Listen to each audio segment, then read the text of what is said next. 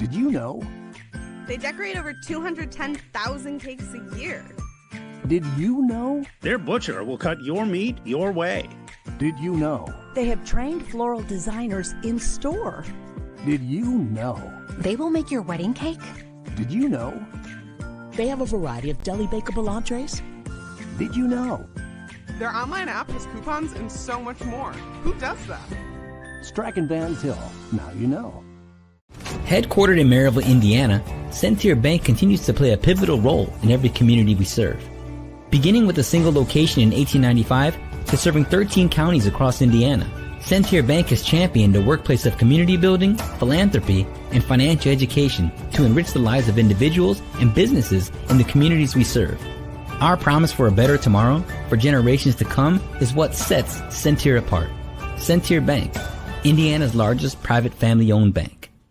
If your business wants to reach real customers in real communities, the Heartland Sports Network is where you need to be. With thousands tuning in every week across Indiana and beyond, your message plays alongside the games people care about most. Connect with families, alumni, parents, and the next generation of local leaders. Digital ads, in-game features, branding opportunities. We'll build a package that fits your goals. Advertise with the Heartland Sports Network. Visit heartlandsportsnet.com or contact us.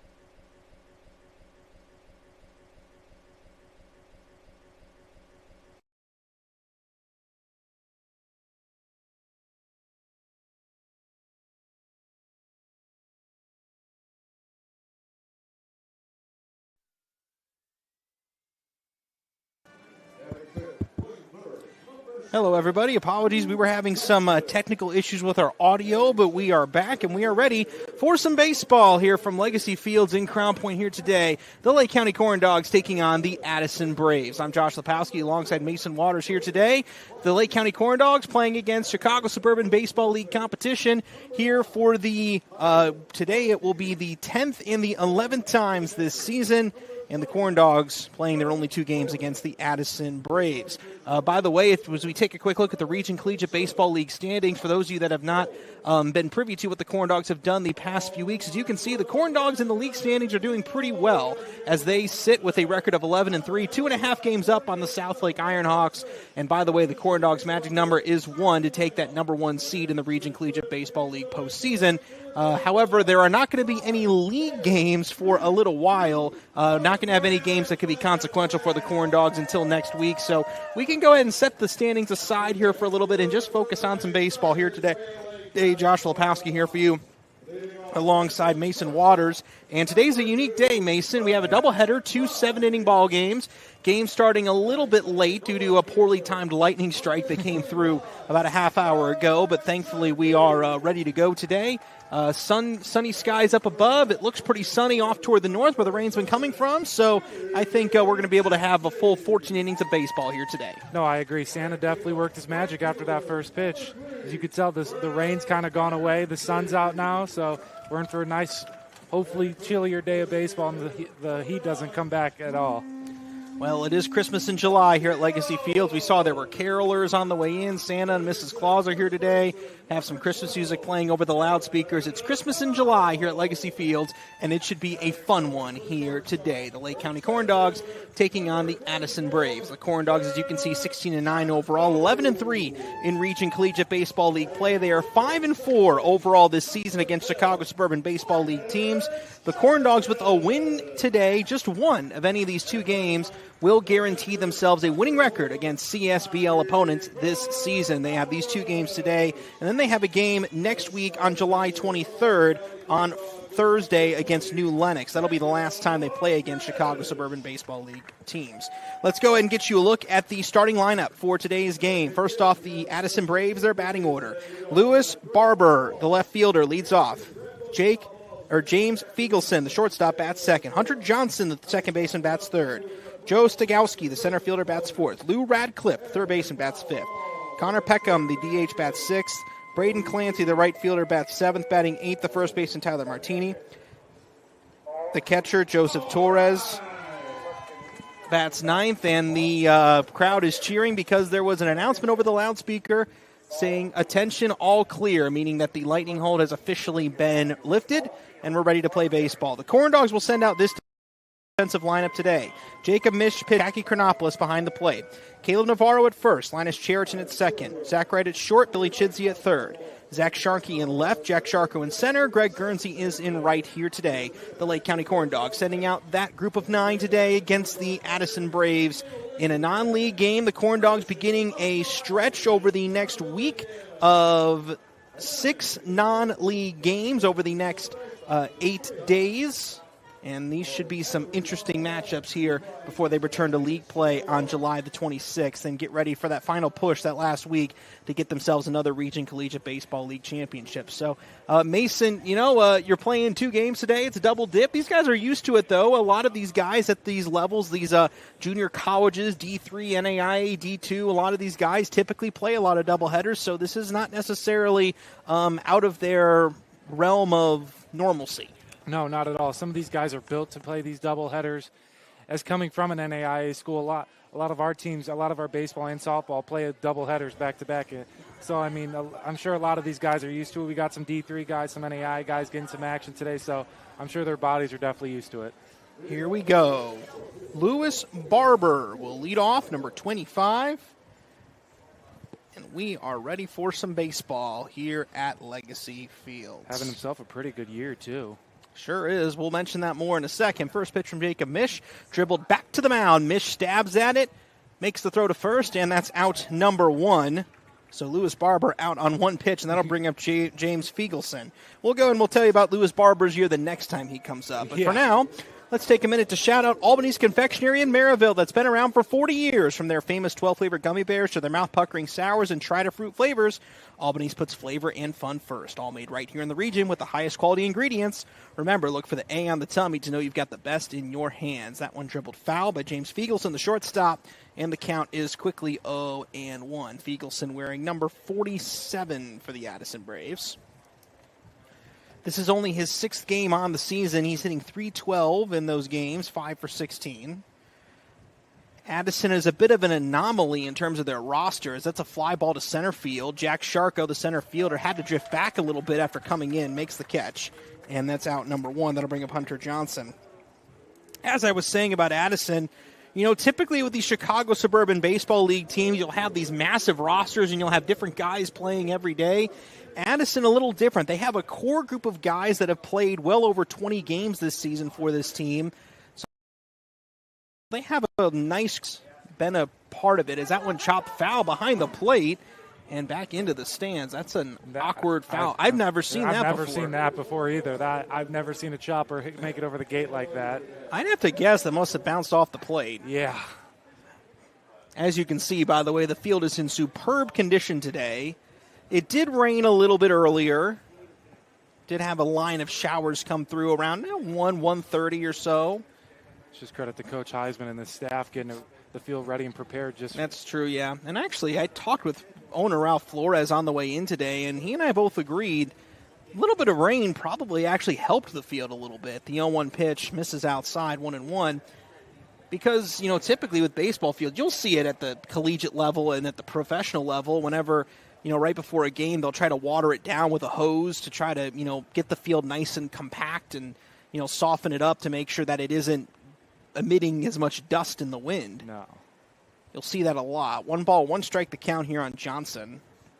Takes a strike in the outside corner. Count moves to 1-2. So all that being said, this is some superb superb-looking dirt and grass on the field today. The 1-2 pitch. Swing and a miss, strike 3, and a superb first inning from Jacob Mish. 1-2-3, go the Braves. We head to the bottom of the first, and we have a no-score ball game. Ultimate party experience? Bring the excitement with Game Truck mobile video game theaters. Action-packed laser tag and gel tag battles, bounce houses, epic foam parties, and unforgettable photo booth fun. Perfect for birthdays, schools, festivals, team bonding, and community events. We bring the fun right to you. No stress and no mess. Book your party today and make memories everyone will be talking about with Game Truck.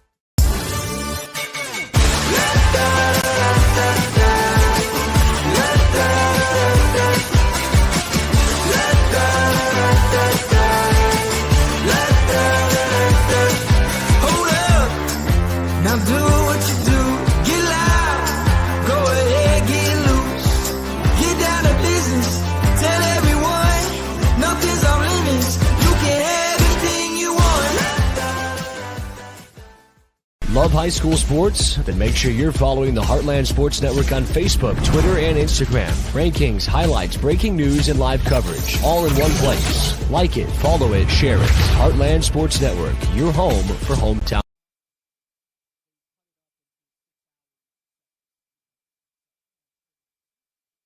Welcome back to Legacy Fields in Crown Point, Indiana. The Addison Braves out there defensively, and the Lake County Corndogs heading out offensively for the first time here today.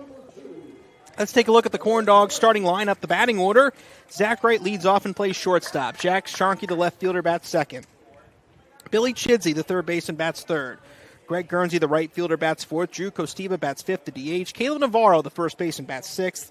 Batting seventh, Jack Sharko, the center fielder. Linus Cheriton, the second baseman, bats eighth. And batting ninth is the catcher, Taki Chronopoulos. Whereas the Addison Braves will send out this lineup. Scott Cole on the mound, pitching to Joseph Torres behind the plate.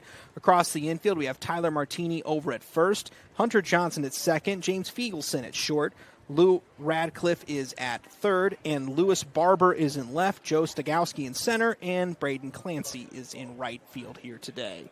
1-1 the count here on Zach Wright, the shortstop. Leading off the game for the Corndogs. He has been a very, very reliable leadoff hitter for the Corndogs this year. And defensively, too. Pitch misses high, 2-1, getting on base at a 4.02 clip. He's played in 20 games this season. Heading into this one, tied with Ryder Fernandez for most on the team. Fernandez not in the lineup here for game one, so for now, Zach Wright will take that title. As that's a blooper in the left center field, and that falls in for a base hit. Bobbled a little bit by Lewis Barber, but not enough for Wright to advance beyond first. So it's a leadoff single for Zach Wright, and that starts off the Corndogs' half of the ball game. That's how you want to start off this game if you're Zach Wright and Coach Heisman. You got a nice little power threat in Zach Sharkey up next, hitting next. So, and we also learned some about Sharkey last game against the Ironhawks. He can pitch a little bit. He did, yeah. He's not listed as a pitcher, but he has been, when called upon in a couple of situations, he has been very good for the Corndogs when needed.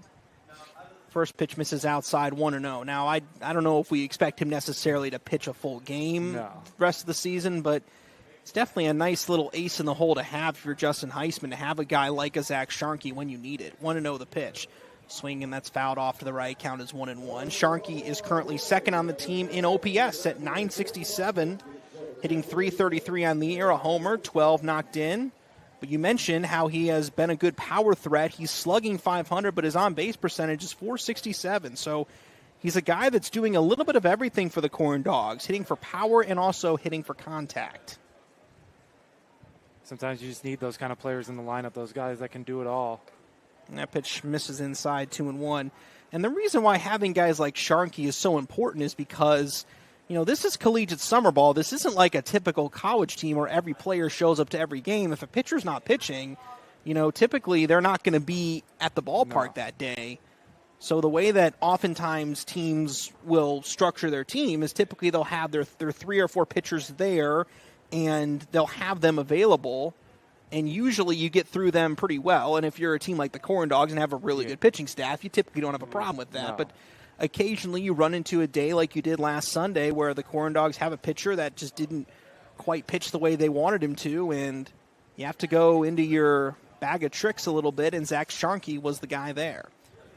That's a strike. Count is 2-2. So to keep with the magician theme, he was the rabbit that Justin Heisman pulled out of his hat.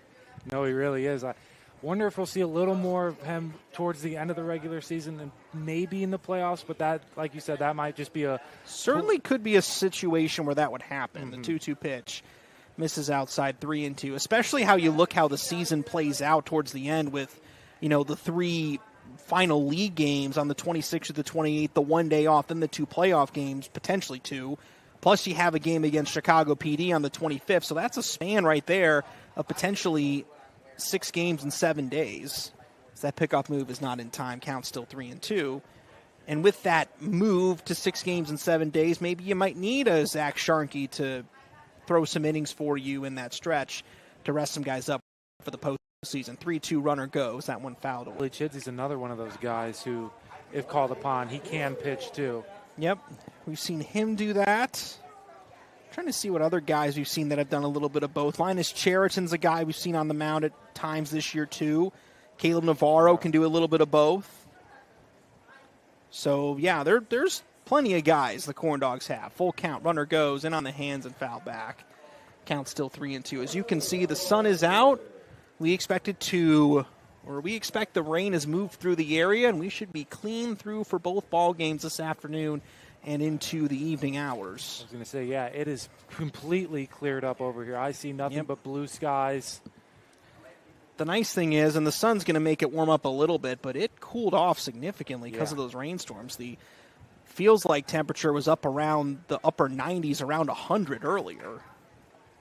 But thanks to the rain that came through, it's cooled things off a little bit down into the 80s, so it feels it's a little sticky, a little humid, but at least it's much more comfortable. 3-2 is high for ball 4 as Sharkey works a walk. What an at-bat, too, to work that walk. Indeed, and his on-base percentage continues to go up. This brings up Billy Chidsey, the third baseman. Chidsey was not in the lineup last Sunday, but he's a vital role to this Corndog lineup, too. He's been a stud for them this year. Chidsey hitting .328 on the year, a homer, 13 knocked in. First pitch, Tim misses low and in for a ball. Count is 1-0. Zach Wright on second base, worth noting because he's in scoring position. He's scored 21 runs this year for the Corndogs. That's second on the team to Ryder Fernandez. 1 ball, no strikes. Fouled back. Count moves to 1-1. Fernandez, 19 RBIs and 27 runs. Both leaders both first on the team in those categories. The Corndogs have a really good pitching staff and have a pretty good offense this year too. So it is pretty nice to see that if you are a Corndog fan. 1-1 pitch, misses up and away for a ball, 2-1. Scott Cole on the mound. This is his 4th start of the year. His 5th appearance overall. He's 1-2 with a 5.32 ERA. 15 walks against 20 strikeouts and 20 hits given up in 22 innings. 2-1 delivery. Runner goes, pitches outside, and the catcher hesitates. Goes to second. Nobody is there, and Zach Wright will trot on home thanks to a massive defensive gaffe by the Addison Braves, and the Corndogs are up 1-0. I can't tell you the last time I saw something like that, to be honest with you, Josh. I feel like that's a rarity. There's never that disconnect between the catcher and the second baseman like that. Yeah, you saw that Torres kind of hesitated, and then he just threw the ball to second. In that scenario, I'd say you just hold on to the ball. Yeah. Just take your medicine and let it go, but that's not what they did. It ultimately costed them a run early. That did. That was a huge mistake. So Sharkey still sits at second base. He did not advance to third on that. So Billy Chidsey is up with a 3-1 count, and he takes one outside for ball 4. So he reaches first on a walk, and we're back to first and second with nobody out, but the Corndogs have a 1-0 lead. And next up is the Chesterton grad, Greg Guernsey. Guernsey has picked it up a lot as of late. Had kind of a slow start, but as of late has been one of the hotter bats in the lineup for Coach Heisman. Sure has. Had a bases-clearing double in the game last Sunday against Post 94. Had a 2-hit day there. That pitch misses inside. Count is 1-0. How about 7 of his last 8 games, he's recorded at least 1 hit. He was hitting .097 just over a month ago. Gotten his average up into the 230s as that one is dribbled foul. And as a matter of fact, how about 4 of his last 5 games, he's gotten multiple hits. I was going to say, he has turned it up as of late, and I feel like right now is the right time to get hot before the playoffs. Sure is that time to get hot. We mentioned it, how a lot of these Corndogs at the bottom of the lineup have started to find their footing. Runners go. 1-1 pitch. The throw down to second is not in time. In standing at second base is Billy Chidsey. James Fiegelson was caught a bit out of position there. He got into second base a little bit late, and Chidsey got around the tag, so it's a double steal. I was going to say, there has been a little bit of miscommunication between the Torres, the catcher, and the middle infield right there so far.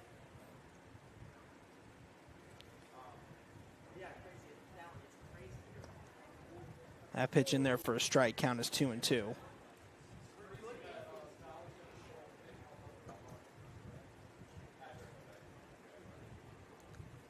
Cole keeping an eye on Chidsey there at second. First base is open.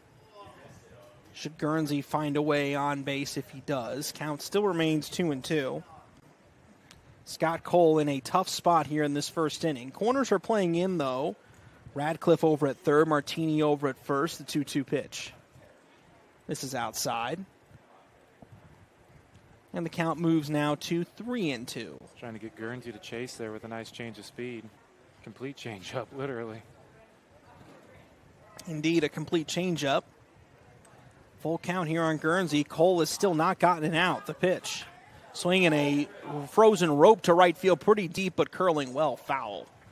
That had home run distance, but it was foul. I thought it was a no-doubter off the bat for a second, and then I saw it curve foul, and I'm like, dang. That would have been an electric day to start Christmas Day. Yeah, Christmas in July here at Legacy Fields. Full count on Guernsey. Cole looks in. Here's the pitch. Inside, ball 4. May have nicked him, but either way, he's on first base. Say either way, he was getting first base there. And again, the sacks are packed with Corndogs, and the bases are loaded, and now we're going to have a conversation on the mound here as the Addison Braves are finding themselves in some tough water here in this first inning. Absolutely. Centier Bank proudly supports the Lake County Corndogs this season. Since 1895, Centier has remained deeply rooted in Northwest Indiana and promises to remain not for sale for generations to come. Go to Centier.com for more information. Member FDIC. Addison is coached, their management, their president, manager, and GM, Larry Kurkowski. Coached also by Josh Dryden and Chris Weedo, both coaches. And now the meeting on the mound has adjourned, and Drew Kostiba is going to come up. Drew Kostiba is the DH today. Nice to see him back in the lineup. This is his 17th appearance with the Corndogs. Hitting .333 with a homer and 14 knocked in. Has a total of 7 extra base hits. Kostiba can't hit it far if he gets a hold of it with the barrel. This could be a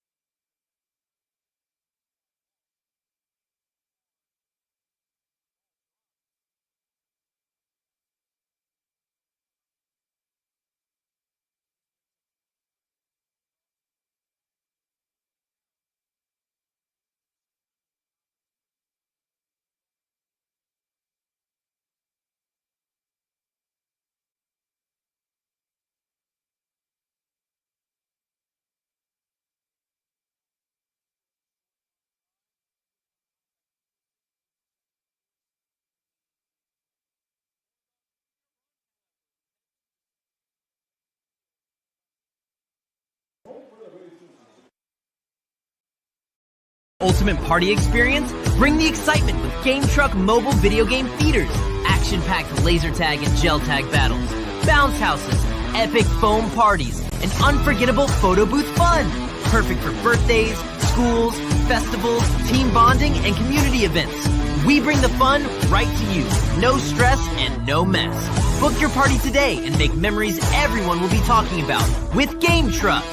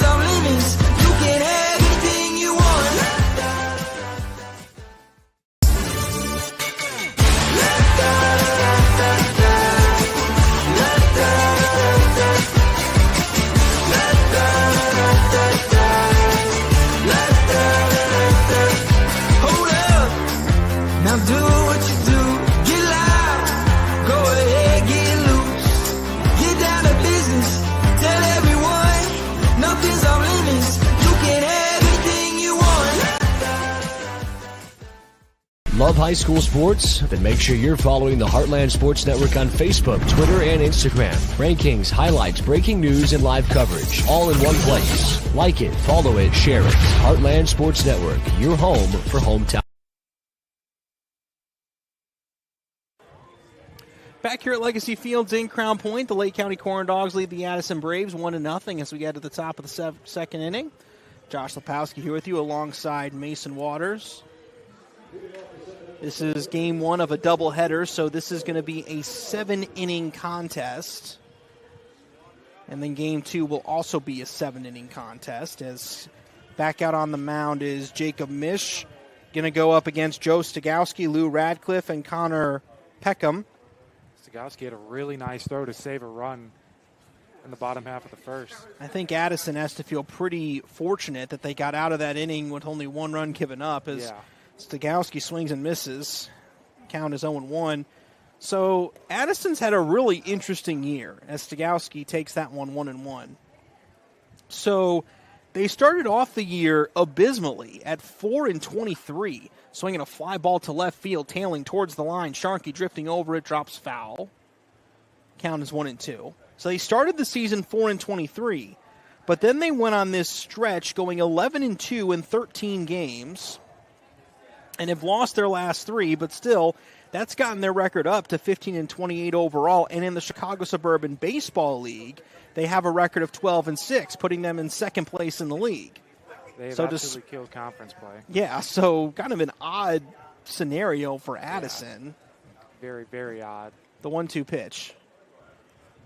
Pitch misses high. Like polar opposite schedules, basically. Yes. I mean, not schedules, but like polar opposite records almost.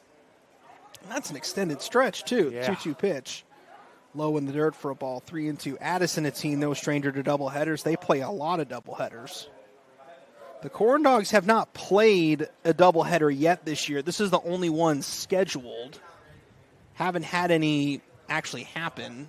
High fly ball to right field. Greg Guernsey drifting towards the line into foul ground. Stabs up the mitt, makes the catch for out number one. And that'll bring up Lou Ratcliffe. You're not going to see Guernsey drop a lot out there in left field. He's also a really good defender out there in the outfield. Can play all three positions out there. Lou Ratcliffe wearing number 7. This is his 22nd appearance. He's hitting a solid .273 on the year with a homer and 10 runs knocked in. 19 walks, 19 strikeouts. He takes a strike. First pitch. Count is 0-1 on Ratcliffe. The Corndogs did play the second half of a doubleheader, though, one night. 0-1 pitch in there for a strike, low in the zone. Count is 0-2. That happened back on July 6th when they played Little Calumet. Little Calumet had to do a makeup game that day, so they played post 94 in the early game as Ratcliffe goes around there. That's strike 3, and Connor Peckham comes up next. Misch just straight 3 strikes down right on that inside corner, too. Connor Peckham is up, number 17. 24th game on the year, 11 runs knocked in, hitting .254 on the season. Now back to that game, the Corndogs were a part of the nightcap of that doubleheader, as that's a line drive into left center field. That falls in for a hit towards the gap. Sharko runs to cut it off. On the way to second is Peckham, and the throw is late. Peckham slides in safely with what will end up being a two-bagger. It's a nice hit there by Peckham, and a nice throw for Sharko to throw it in off of one knee to basically get it into the infield like that. Yeah, slipped a little bit in the outfield before he made that play. And this brings up Braden Clancy. That game, by the way, the Corndogs played against Little Calumet was a loss. They lost 5-4, or walked off after blowing a 4-0 lead. And ever since their 0-2 start in Region Collegiate Baseball League play, that's their only blemish in league play since that start, is that one game. First pitch in there for a strike to Braden Clancy, the right fielder. I don't think that's a bad stretch at all. Not at all. Clancy playing in only his second game for the Addison Braves. Takes a pitch outside. Count moves here to 1-1. Clancy 0-4 in his one appearance for Addison this season. Be curious to see how the lineups change from game 1 to game 2 in this doubleheader. Yeah, that'll be interesting to see. Pitches in there for a strike. Count is 1-2. Addison used to it. The Corndogs only double dip of the year. And at the moment, that probably will be their only of the year, I would think. There's really no other games left that could be canceled to necessitate one. Chopper to the right side, waiting on it is Navarro. Flips it to the bag. Jacob Mish barely beats Clancy to the bag, and the inning is over. So the two-out double does not lead to anything. We head to the bottom of the second inning, and the Corndogs lead it 1-0.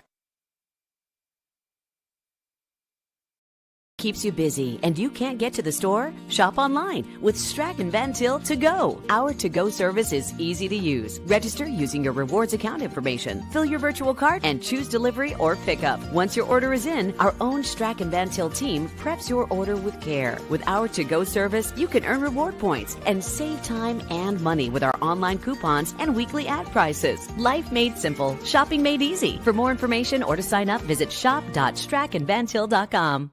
Armed with a rich history of family ownership and a workforce that's committed to putting people first, Centier Bank fosters a workplace of community building, philanthropy, and financial education. A long-lasting legacy of family ownership dedicated to generations of clients is what sets Centier apart. Trust the integrity, experience, and personal service of Centier, Indiana's largest private family-owned bank. For more information, go to Centier.com. Across Indiana, the lights go on, the stands fill, and communities come alive. And every night, the Heartland Sports Network is there, showcasing the athletes, the rivalries, and the hometown pride that make our state special. Stream every game live on the Heartland Sports Network app and heartlandsportsnet.com.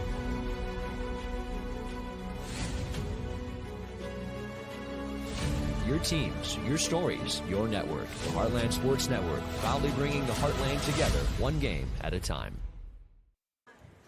Back here at Legacy Fields in Crown Point, the Corndogs lead at 1-0. Planning a birthday party or company outing? Bring your team to see our team. Email info@corndogsbaseball.com to book your group outing today. Only a couple weeks left in the season, so if you want to get your team out or group out for an outing, now's the time. They're pretty fun. Yeah, they are. Ready for the ultimate party? Level up your event with Game Truck. From laser tag to awesome foam parties to bounce houses and epic photo booths, we bring nonstop fun right to you. Perfect for holidays, school events, and celebrations of all kinds. Call Game Truck today. I believe Game Truck is here today, too. I was going to say that, yeah. Game Truck here today, celebrating Christmas in July. Nice festive atmosphere here at Legacy Fields, although it doesn't really feel much like Christmas time. I was going to say, I don't know if that's the worst thing or I would really use some not too chilly weather, but like just that perfect low, high 30s. Ground ball to the right side. Johnson gobbles it up, throws it over to first. It pulls Martini off the bag, but Cheriton is tagged out anyway for out number 1. And that'll bring up Tacky Chronopoulos. So, Mason, since it's Christmas in July, I'm going to ask you one of the most important questions that any human being is going to be asked. Okay? When does Christmas season start? Right after Thanksgiving. So you don't celebrate Christmas before Thanksgiving? Nope. You, my friend, are a good man. I am in total agreement with that. Yeah, Christmas. I know Thanksgiving's really. I just celebrate really Thanksgiving for the food in my family. I'm not gonna lie, but I was saying you got to go after Thanksgiving. It's so hard for me to get into the Christmas season in November, knowing there's another holiday. It's just I can't do it. I can't do it either. 0-1 pitch. That one's pot foul off to the right. 0-2. But I do have a question for you. Yes. All-time favorite Christmas movie. Ooh. Well, I don't mean to put you on the spot, but well, I would say my all-time favorite Christmas movie is probably Elf. I love Elf. Okay. Elf is a great one. 0-2 pitch. That one's high. I mean, I've seen all the classics. I mean, I love, Home Alone's obviously great. Oh, yeah. Christmas Vacation. Christmas Vacation's not my cup of tea. I won't say it's bad. I'll just say it's not for me personally. Okay. I'll go that far with it. The 1-2 pitch to Chronopoulos. Pitch is low and away for a ball. 2-2.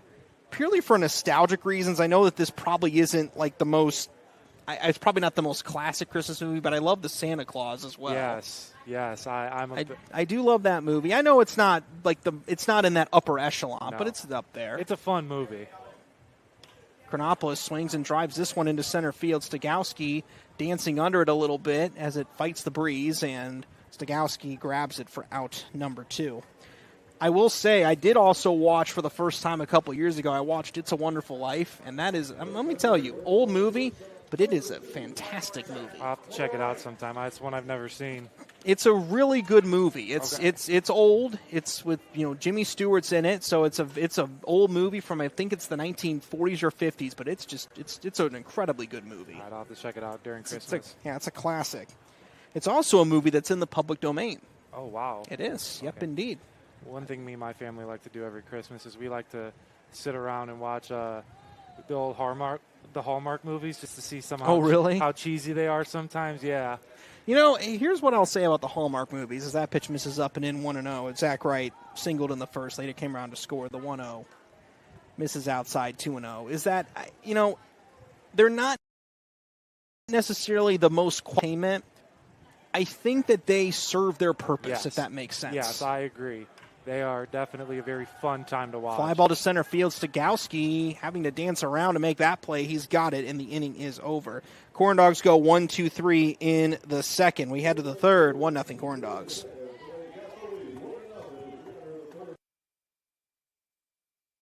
Ultimate party experience? Bring the excitement with Game Truck mobile video game feeders. Action-packed laser tag and gel tag battles. Bounce houses, epic foam parties, and unforgettable photo booth fun. Perfect for birthdays, schools, festivals, team bonding, and community events.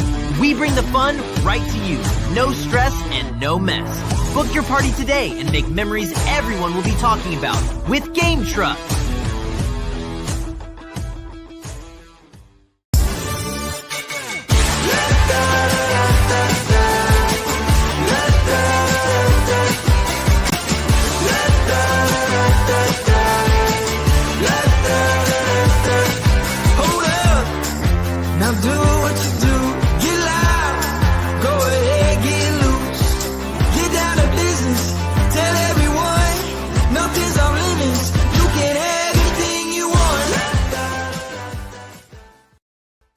IBEW Local 697 electrical contractors bring the highest standard of electrical work to Lake County homes, schools, and businesses. From everyday fixes to once-in-a-lifetime builds, we don't just get the job done, we get it done right and up to the highest safety standards. When you need electrical work, hire the professionals who power Indiana. Powering Indiana, Lake County, bringing excellence to the job, creating a brighter future for our community.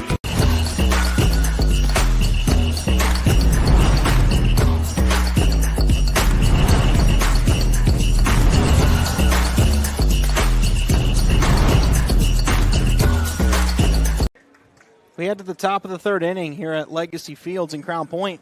Great Lakes Sports Hub. Just across the street is the official training facility of the Lake County Corndogs, not just another dome. Also, discover your rhythm at Hard Rock Casino, Northern Indiana, with over 1,700 slots and 80 table games. The party never stops with free live music every Friday and Saturday night, just off of exit 6, I-80, 94. Hard Rock Casino, sponsor of our final score. Also the sponsor of our sing-along. Indeed, yes. Jacob Misch's first pitch. Misses inside for a ball to Tyler Martini, the first baseman. Martini, Joseph Torres, and Lewis Barber are all due up for Addison here in the third. The 1-0 pitch. Check swing, he went around. Count moves here to 1-1.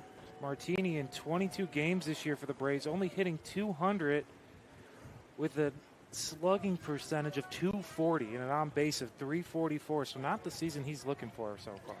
Not really. So that pitch misses inside. Count is now 2-1. Although, the thing is with summer ball, 2-1 delivery. Swinging a fly ball to left field. Sharkey came in. Now drifts back a little bit before making the grab in left field for out number 1. When you're talking about summer ball, part of the deal is you're trying to get reps, and sometimes it feels, I'd say, similar at times to like spring training in the major leagues, where sometimes you have a batter that's really just trying to be like, okay, I'm working on this specific thing, so let me try to do this specific thing, and they're not approaching things the same way that they would in a regular game, and a pitcher might be like that. It's maybe not quite to that degree, as that pitch is in there for a strike, count is 0-1, but it's, there is an element of that sometimes in this league. I do agree. I think that's some guys just focus on particular things they want to work on. Plus, on top of that, the competition you're facing is much different than the competition you face in your college season. The 0-2 pitch, swing and a miss, strike 3. Down goes Joseph Torres on strikes. Jacob Misch, who has been one of the top pitchers on this Corndog staff this season, how about 23 innings pitched, a .609 ERA coming into this game, 38 strikeouts against 7 walks. How about the first 9 batters, 3 strikeouts, only 1 hit given up, as up comes Lewis Barber. Some would say Misch could be the ace of this team, but I think it's just this pitching staff alone has just been outstanding this year for the Corndogs. Swing and a miss to Barber, count is 0-1. You better believe that the Corndogs pitching staff, even if it's not something that's being talked about explicitly, as that's a pop-up on the infield. Infielders are converging. Zach Wright comes in, makes the grab for out number 3. And we will hold that thought up until the next inning. We head to the bottom of the third. 1-0, Corndogs lead it. Life takes you places, and you can't get to the store? Shop online with Strack & Van Til To Go. Our to-go service is easy to use, and it can save you time and money. Once your order is in, our own Strack & Van Til team preps your order with care. For delivery or pickup, enjoy the convenience of letting our to-go team shop for you. Enjoy your special moments. Sign up online today at shop.strackandvantil.com. Headquartered in Maryville, Indiana, Centier Bank continues to play a pivotal role in every community we serve. Beginning with a single location in 1895 to serving 13 counties across Indiana, Centier Bank has championed a workplace of community building, philanthropy, and financial education to enrich the lives of individuals and businesses in the communities we serve. Our promise for a better tomorrow for generations to come is what sets Centier apart. Centier Bank, Indiana's largest private family-owned bank. If your business wants to reach real customers in real communities, the Heartland Sports Network is where you need to be. With thousands tuning in every week across Indiana and beyond, your message plays alongside the games people care about most. Connect with families, alumni, parents, and the next generation of local leaders. Digital ads, in-game features, branding opportunities. We'll build a package that fits your goals. Advertise with the Heartland Sports Network. Visit heartlandsportsnet.com or contact us today. We head to the bottom of the third inning here in this 7-inning contest. The Lake County Corndogs lead the Addison Braves 1-0. Ironworkers Local 395 is a proud partner of the Lake County Corndogs. Local 395 continues to forge and maintain strong partnerships with owners and contractors based on our commitment to provide excellent craftsmanship through safety, productivity, reliability, and training. Mason, I'm going to pat myself on the back here. I think I have gotten much more proficient at these ad reads over the year. I think we've gotten through them a lot more quicker this year. Yeah. Yes. As of late too. Well, the more time goes on, the more you do them. Exactly. You get used to it. Exactly. Sharkey swings and hits one to center field. Stagowski drifting over to his left and drops into his glove off his left shoulder for out number 1, and that brings up Billy Chidsey. It's been a quick one so far. Yeah. A lot of one-pitch outs, all those things. as up comes Billy Chidsey. To go back to the Christmas movie thing real quick, there's some Christmas movies that are considered Christmas movies, but some people don't think they are. So I do want to ask you, do you think Die Hard and Gremlins should be considered a Christmas movie? You know what? That's a good question. One out on Chidsey, swinging a fly ball to right field, curling, foul. That was roped. Yep, off the sidewall down the right field line. Count is 0-1. It's one of those things where it's like, if it happens during Christmas, does that mean it has to be a Christmas movie? And I'm going to give you an example of a movie that I think sort of fits that bill. Okay. So Chidsey fouls that one back. Count is 0-2. So Field of Dreams, baseball movie. Yes. We'll keep it on this theme. Yes. There is a brief scene in that movie that's around Christmas time. Yeah. Because, there's the scene early in the movie where Kevin Costner's character is, he builds the field and he's waiting for shoeless Joe Jackson. Doesn't come all throughout the first year, as that pitch misses high, 1-2. And there's a brief scene where it's Christmas time and he's waiting at the field. Is Field of Dreams a Christmas movie? I don't. I would never. I can't put Field of Dreams in that category. Yeah, I can't either. Chidsey pops one up, left center field. Outfielders converging on the run inward. Lewis Barber comes out of nowhere to make that catch for out number 2. Barber was not the guy I thought was going to So make all of catch that to there. say, because those movies, even if maybe they have a Christmas scene in them or maybe somewhat around Christmas in some way, they're not a Christmas-themed movie, so I can't put them in those categories. And I would have to agree with you. I'm going to be honest. I do have to agree with you on that. I could see both sides, yes and no, but I lean towards more your argument, yeah. Greg Guernsey is up. In on the hands, dribbles it to the right side. Johnson charges, bobbles the ball a bit, but whips it to first, and the inning is over. We're moving right along here. 1, 2, 3 go. The Corndogs in the third. We head to the fourth. It's 1-0 Corndogs.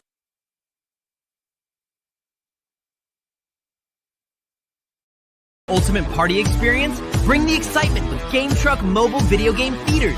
Action-packed laser tag and gel tag battles. Bounce houses. Epic foam parties. And unforgettable photo booth fun. Perfect for birthdays, schools, festivals, team bonding, and community events. We bring the fun right to you. No stress and no mess. Book your party today and make memories everyone will be talking about with Game Truck.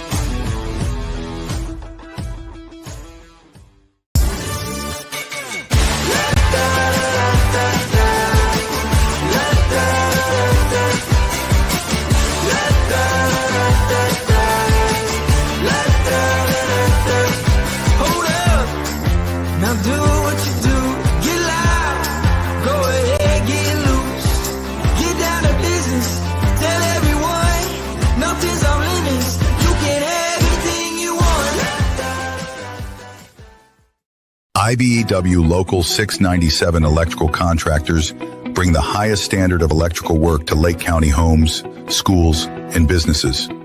From everyday fixes to once-in-a-lifetime builds, we don't just get the job done, we get it done right and up to the highest safety standards. When you need electrical work, hire the professionals who power Indiana. Powering Indiana, Lake County, bringing excellence to the job, creating a brighter future for our community. Passes in here for Portage. It's Josiah Brown. Brown throws up a last-minute prayer, and he knocks it down!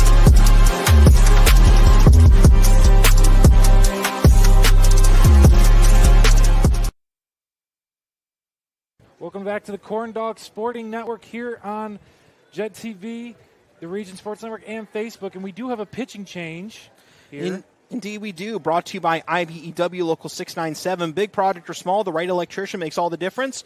From home renovations and security upgrades to major commercial construction, IBEW Local 697 electrical contractors have the experience, skill, and commitment to safely get the job done right. When quality matters, trust the professionals who power Indiana. Visit poweringindiana.org today. Powering Indiana, Lake County, bringing excellence to the job, creating a brighter future for tomorrow. And all pitching changes are brought to you by IBEW Local 697.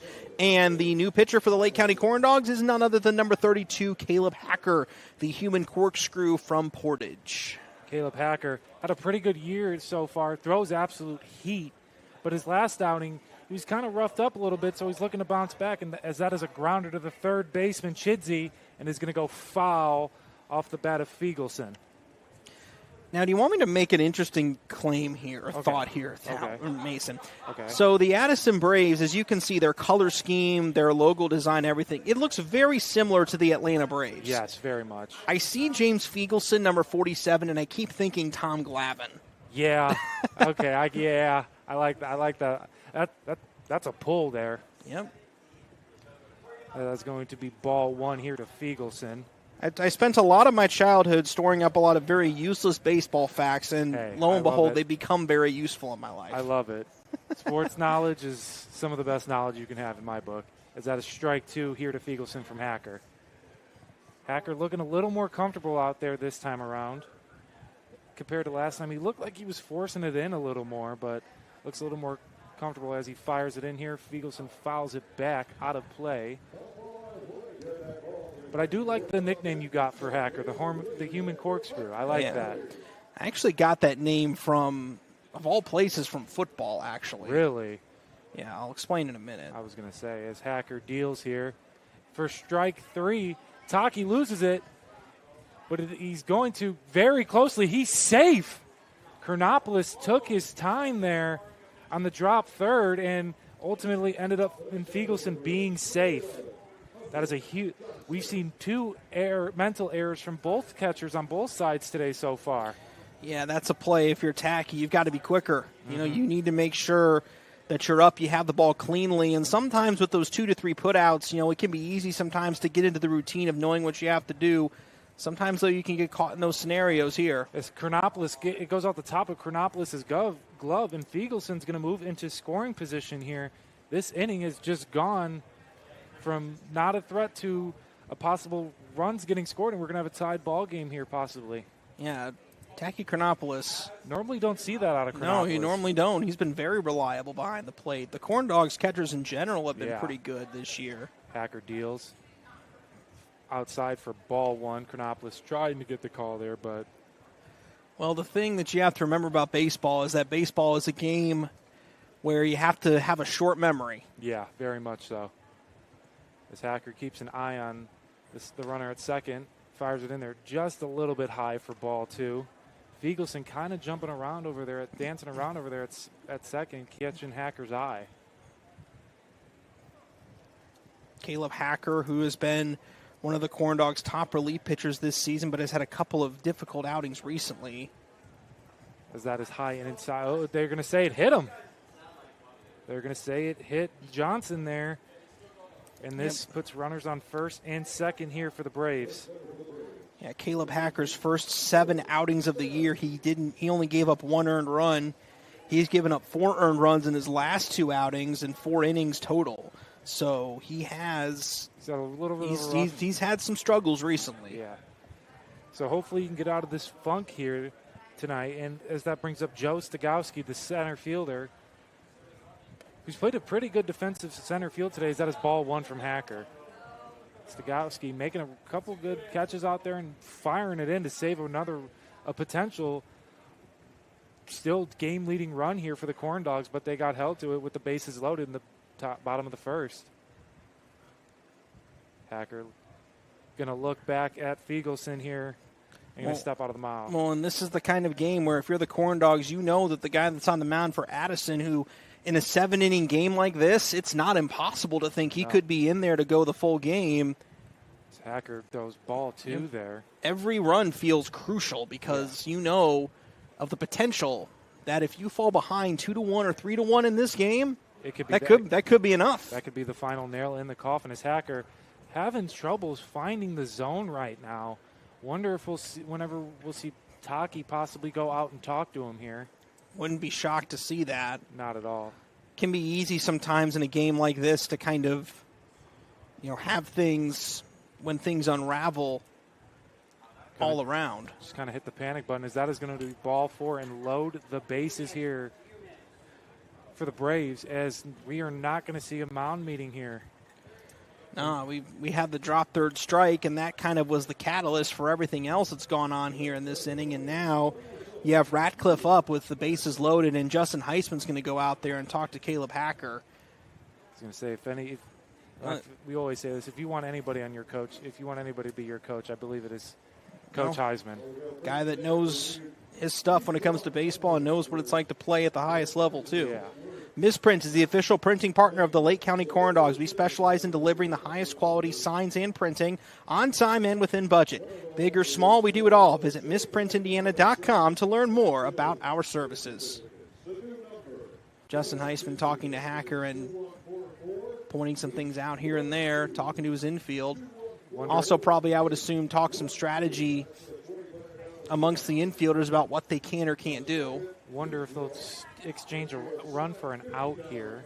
Well, I don't know if you'd want to, though. I mean, it is the fourth inning in a 7-inning game, and yes, I know we're in the middle frame, but I mean, you still have a ways to go after this.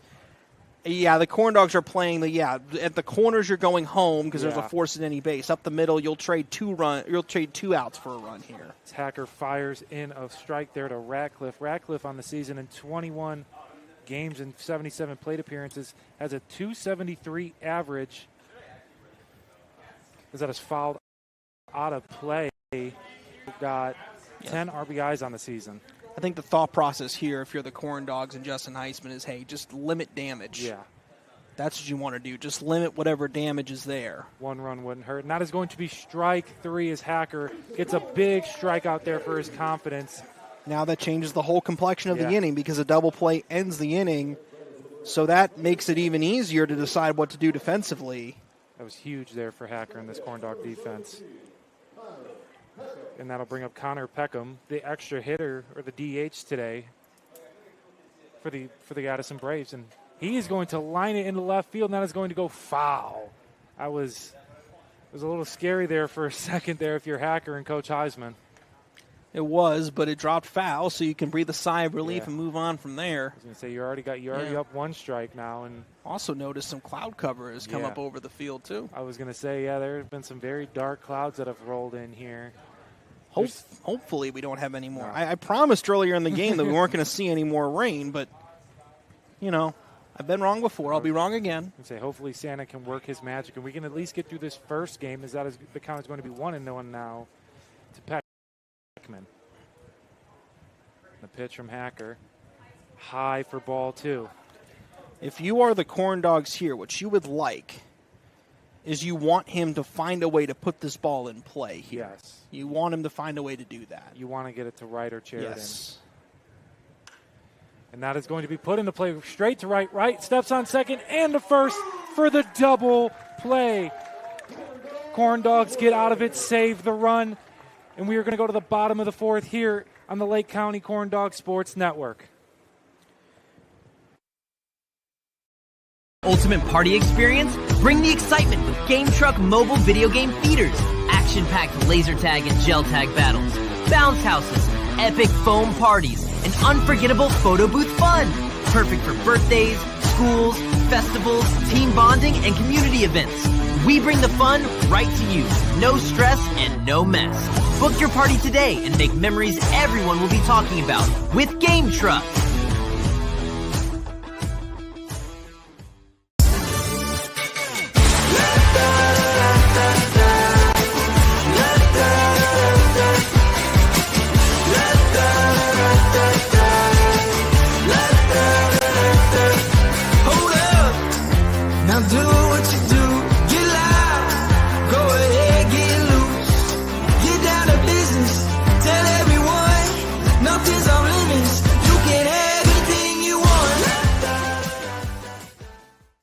IBEW Local 697 electrical contractors bring the highest standard of electrical work to Lake County homes, schools, and businesses. From everyday fixes to once-in-a-lifetime builds, we don't just get the job done, we get it done right and up to the highest safety standards. When you need electrical work, hire the professionals who power Indiana. Powering Indiana, Lake County, bringing excellence to the job, creating a brighter future. Passes in here for Portage. It's Josiah Brown. Brown throws up a last-minute prayer, and he knocks it down!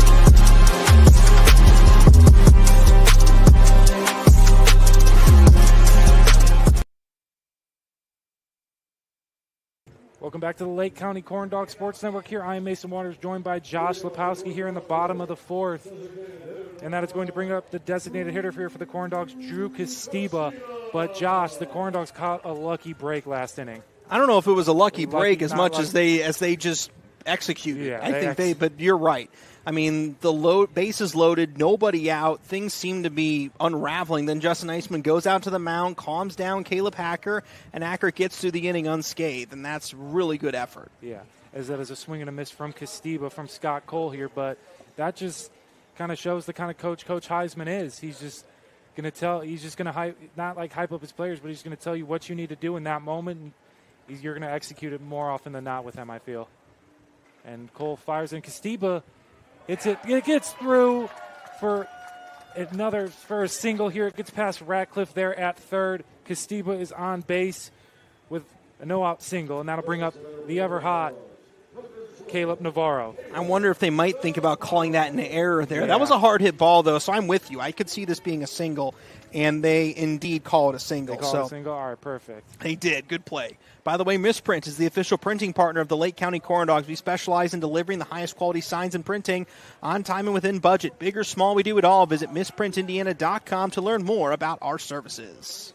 Cole throwing over to watch Castiba there at first. Is it our services or their services? It's technically their services. I think it's their services.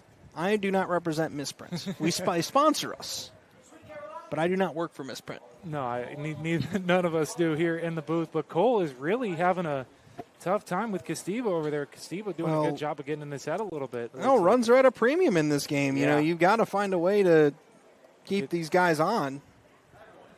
There's going to be ball one there from Cole.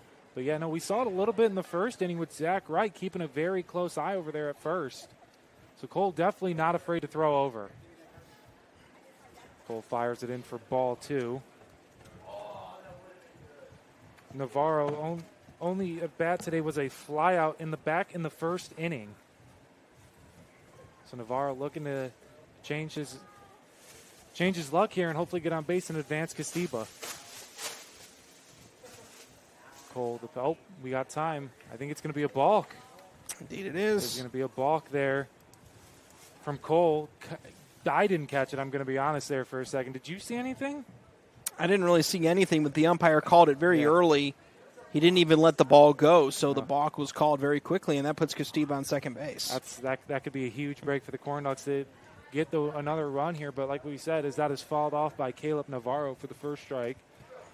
Runs are at a premium this game. It's a 7-inning game. You don't know who's going to get taken out and who you're going to face when and where, so runs are definitely at a premium right now, and if the Corndogs could at least get one more across the board, that could be it, like we said. As Cole fires it in here, and Navarro fouls it off straight back, right over the press box here to make even the count here at 2-2. Navarro was showing some frustration after that. I think he felt like that was a pitch he could do something with. It was a pitch that was high, and maybe either felt he could do something with that or thought he allowed himself to swing at a pitch he shouldn't have, as he could have walked on that pitch because that pitch was out of the zone. And Cole comes set and going to hit Navarro here. And that is not liked up here in the booth at all. But no, Cole hits Navarro, and that'll put runners on first and second with no outs, and that'll bring up the ever-dangerous man on the bases, Jack Sharko. Off Square Brewing is the official brewing partner of the Lake County Corndogs. At Off Square Brewing, we strive to be just that, off square. We think and brew outside the box. We want to talk about a guy who can play all over. Jack Sharko has played a couple different positions for the Corndogs this year, actually. As Cole fires it in for strike one. Nice little frame there from Torres to get the call.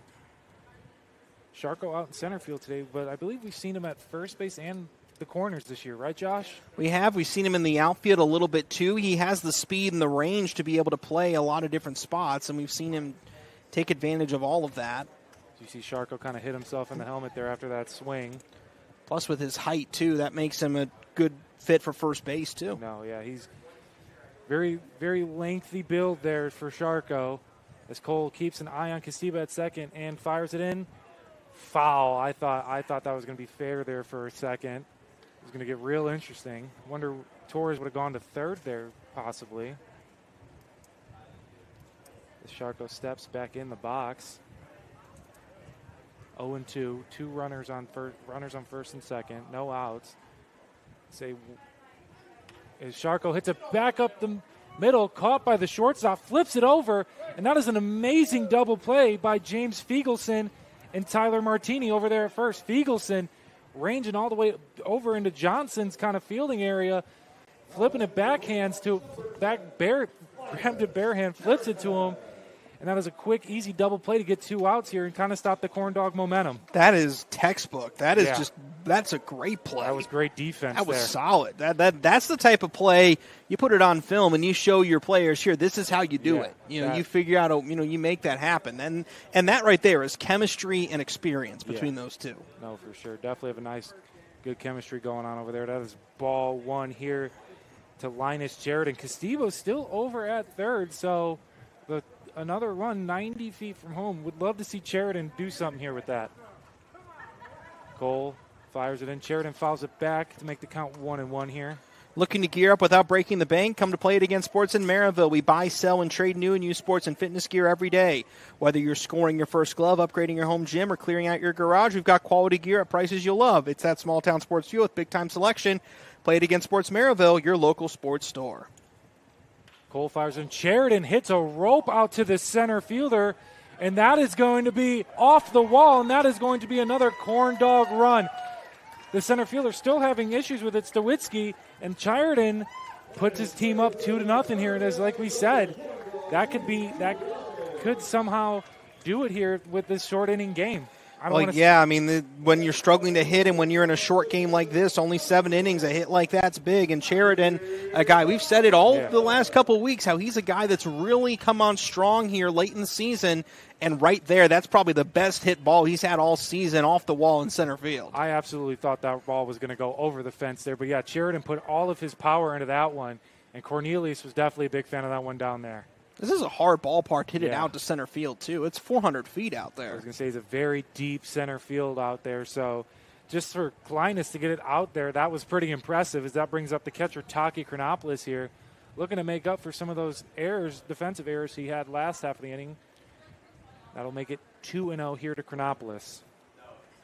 As you said, Josh, the Corndogs have had a rotation of catchers this year with Ferris, Chronopoulos, and I was going to say, I can't think of the third guy's name. Drew Satunis. If you are listening, Drew, I'm so sorry. You've been a great addition for the Corndogs this year, but I was going to say they've all played great for the Corndogs this year. Satunis been more – they've all played different positions too, especially Ferris and Satunis, as Torres is going to go out there to talk to his pitcher. Indeed he will. And, yeah, you're right. With all the way that all these catchers have played this season for the Corndogs, it's been a good rotation behind the plate, and undoubtedly we're going to see a different catcher for the second game, because usually it's pretty rare to have a catcher catch both sides of a doubleheader. So, you say you're here. Bradley, I think Satunis and Ferris are both here today, so could see either of them in game 2. As that is going to be strike 1 here to Chronopoulos to make the count 3-1. But, yeah, no, we've seen Ferris play the corners. We've seen Satunis play the outfield. I think Taki's the only one that we've really only seen stick behind the plate or be the DH. And Cole fires it in, and that'll be ball 4. Chronopoulos draws a walk. Keeps the inning alive for Zach Wright. That will bring up Zach Wright here, as we saw him pull off a very impressive double play here in the top half of the 4th. But this 4th inning has been great if you really like defensive, if you like that middle infield defensively. Yes, it is. And also the Addison Braves do have some activities up in the bullpen. Yes, they do. I can't see who it is, but they do have some new pitch. They have a new pitcher warming up, and that is going to be ball 1 here from Cole to right. Would love to see the Corndogs get one more across here, as we're going to see a mound visit here from the manager. Going to talk here to Scott Cole here for a second. You're getting to that 3rd time through the order, and this is the kind of game where there's just not a whole lot of room for error. And you've got to find a way to make something happen here. And there's only one more out in the inning. That's what you have to think about as a pitcher here is, hey, you still control how this inning ends here. You have a really good chance here to get through this inning only get one out here and allow no more damage. You don't have to worry about a sacrifice fly. Don't have to worry about an RBI ground out. Don't have to worry about any of those little things that could come up to bite you as a pitcher. None of those you have to worry about. You just have to think about getting one out and what's the best way to get this guy out. I was going to say Zach Wright.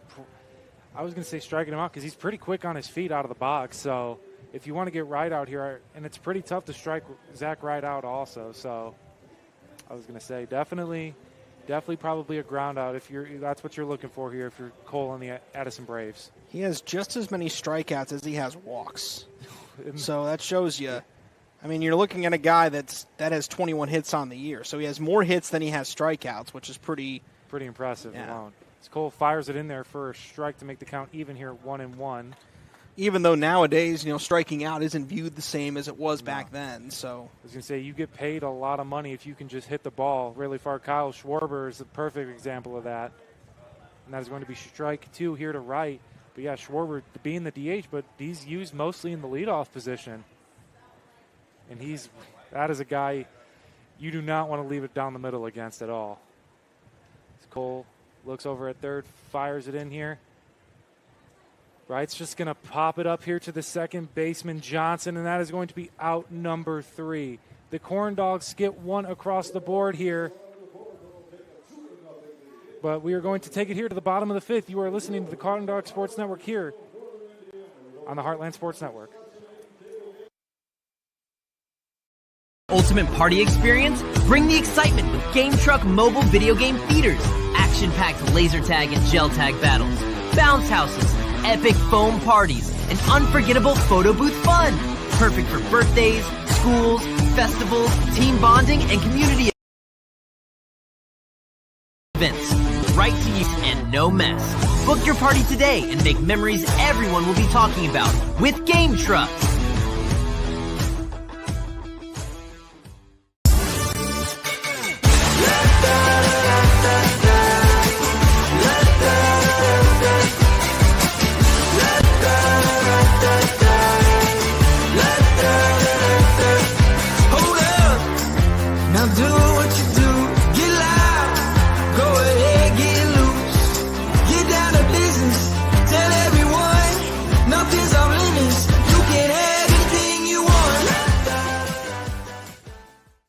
IBEW Local 697 electrical contractors bring the highest standard of electrical work to Lake County homes, schools, and businesses. From everyday fixes to once-in-a-lifetime builds, we don't just get the job done, we get it done right and up to the highest safety standards. When you need electrical work, hire the professionals who power Indiana. Powering Indiana, Lake County, bringing excellence to the job, creating a brighter future for our community. Passes in here for Portage. It's Josiah Brown. Brown throws up a last-minute prayer, and he knocks it down!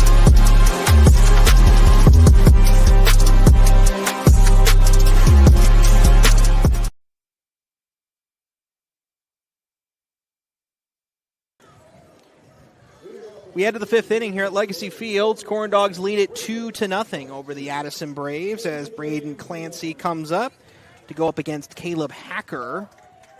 Purdue Federal Credit Union is proud to be part of the Crown Point community and support organizations like the Corndogs. At Purdue Federal, we take pride in being your financial partner through all of life's big events. You can visit us online at purduefed.com. First pitch is a strike. 0-1 the count to Braden Clancy. Again, if the Corndogs win this game today, they would clinch a winning season against Chicago Suburban Baseball League opponents. Can't be mad about that at all. Nope, can't be mad about that by any means. The Corndogs have had quite the stretch against Chicago Suburban Baseball League teams this year. Opening night, they played the Beecher Muskies here at home and lost 14-5. Strike 3 called on the outside corner to Braden Clancy, second of the day for Hacker. They ended up getting a win on the road later that year to split the series. They won both games against Oswego, the Oswego Cats. Went 0-2 this year against the Chicago Warriors. They lost their only game to Lombard. They were supposed to play Lombard on Thursday, but that game got canceled. And they are 2-0 so far this year against New Lenox.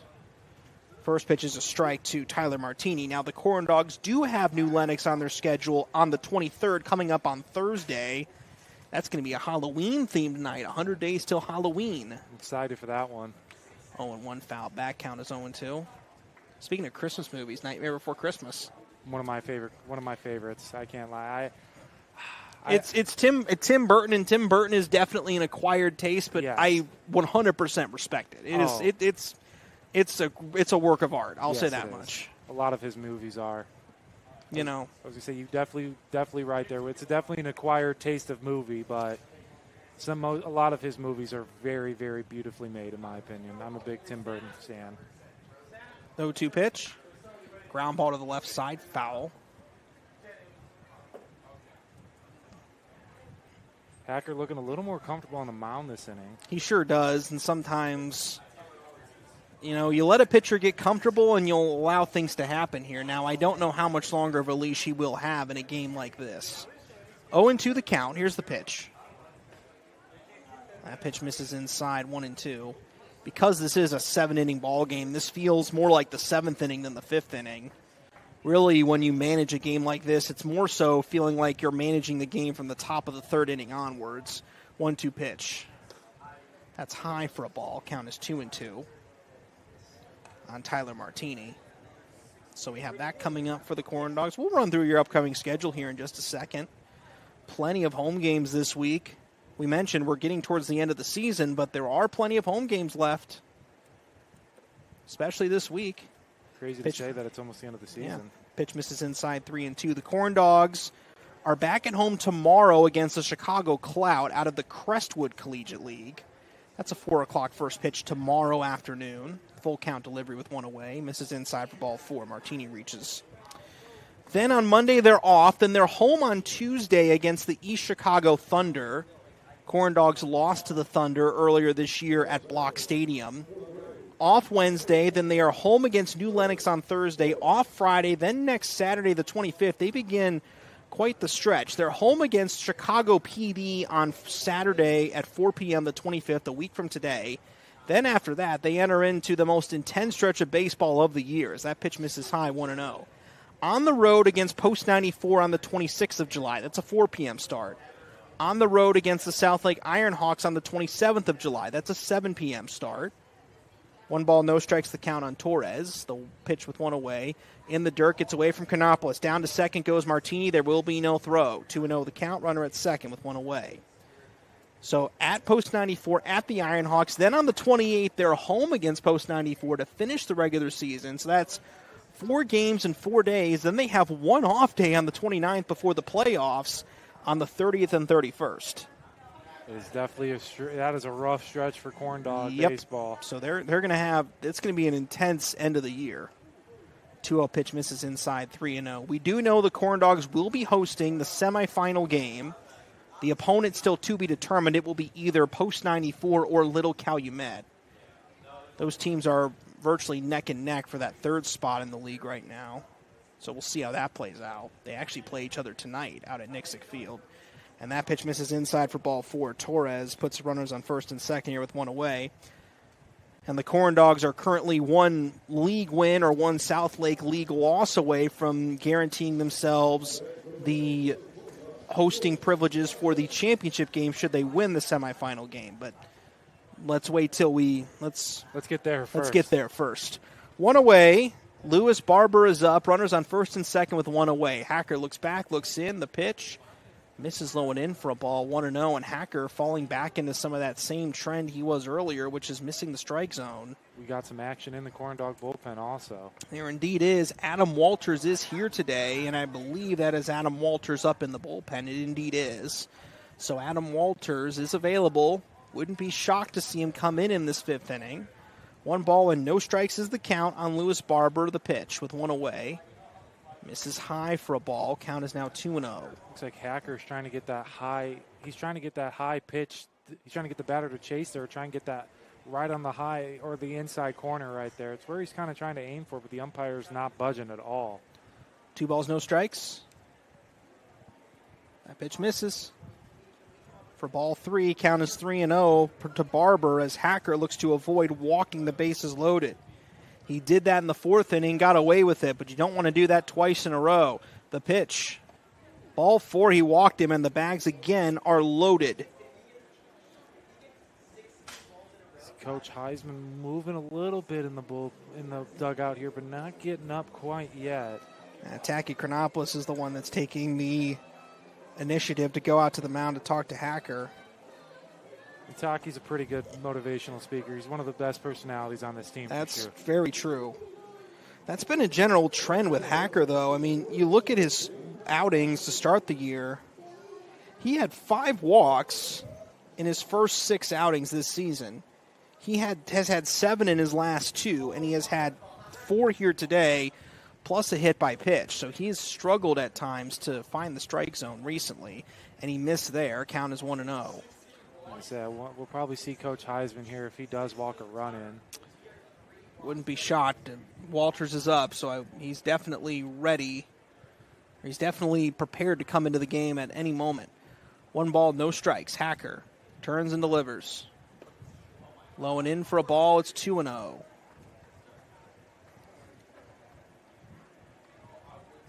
Hacker definitely having some command issues this game. As we said, definitely over the past couple games, he's had some issues. 2 balls, no strikes with 1 away. The pitch misses in the dirt. It's 3-0, and he still can't find the strike zone. It's a nice block there by Chronopoulos, though, to possibly keep a runner from advancing. 3-0 count here with 1 away. Tying runs at second. That pitch is in the dirt for ball 4, and that'll walk in a run. Fiegel's in over to first. Everyone else moves station to station. Martini scores. It's 2-1. Coach Heisman has came out of the dugout here. 4 consecutive walks for Caleb Hacker. 5 in the game, plus a hit by pitch. Definitely not an outing if you'd want if you're Caleb Hacker. Let's see. Is Heisman going to make a change? He will. So we are indeed going to have a pitching change brought to you by IBEW Local 697. We'll sort things out when we return. Corndogs up 2-1. Van Til for the win with 4 ways to save. Catch price drops on over 15,000 items and check the weekly ad for can't miss deals. Stack on the rewards program for digital coupons, points toward discounts and free products, and power up with our own brands. Keep your budget in the safety zone. Get the same great taste as national labels at lower prices. If you can't taste the difference, why pay the difference? Score big value with 4 ways to save at Strack & Van Til. Armed with a rich history of family ownership and a workforce that's committed to putting people first, Centier Bank fosters a workplace of community building, philanthropy, and financial education. A long-lasting legacy of family ownership dedicated to generations of clients is what sets Centier apart. Trust the integrity, experience, and personal service of Centier, Indiana's largest private family-owned bank. For more information, go to Centier.com. Across Indiana, the lights go on, the stands fill, and communities come alive. And every night, the Heartland Sports Network is there, showcasing the athletes, the rivalries, and the hometown pride that make our state special. Stream every game live on the Heartland Sports Network app and heartlandsportsnet.com.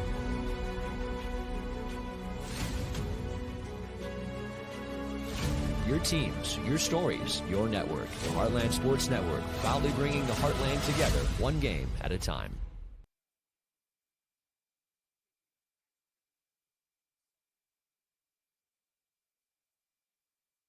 Hunter Johnson comes up.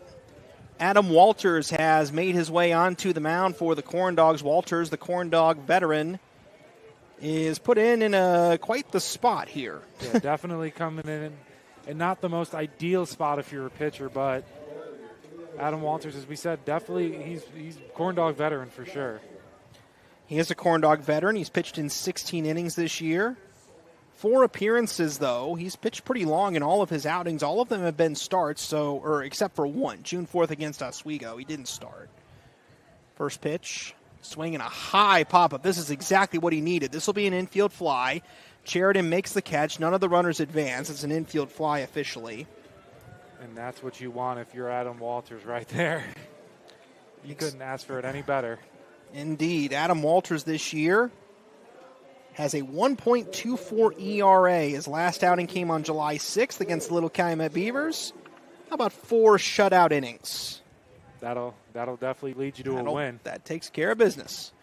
2 down, and up comes Joe Stogowski. Here's the first pitch. That's a ball, 1-0. Now, we'll go ahead, try to speak this into existence.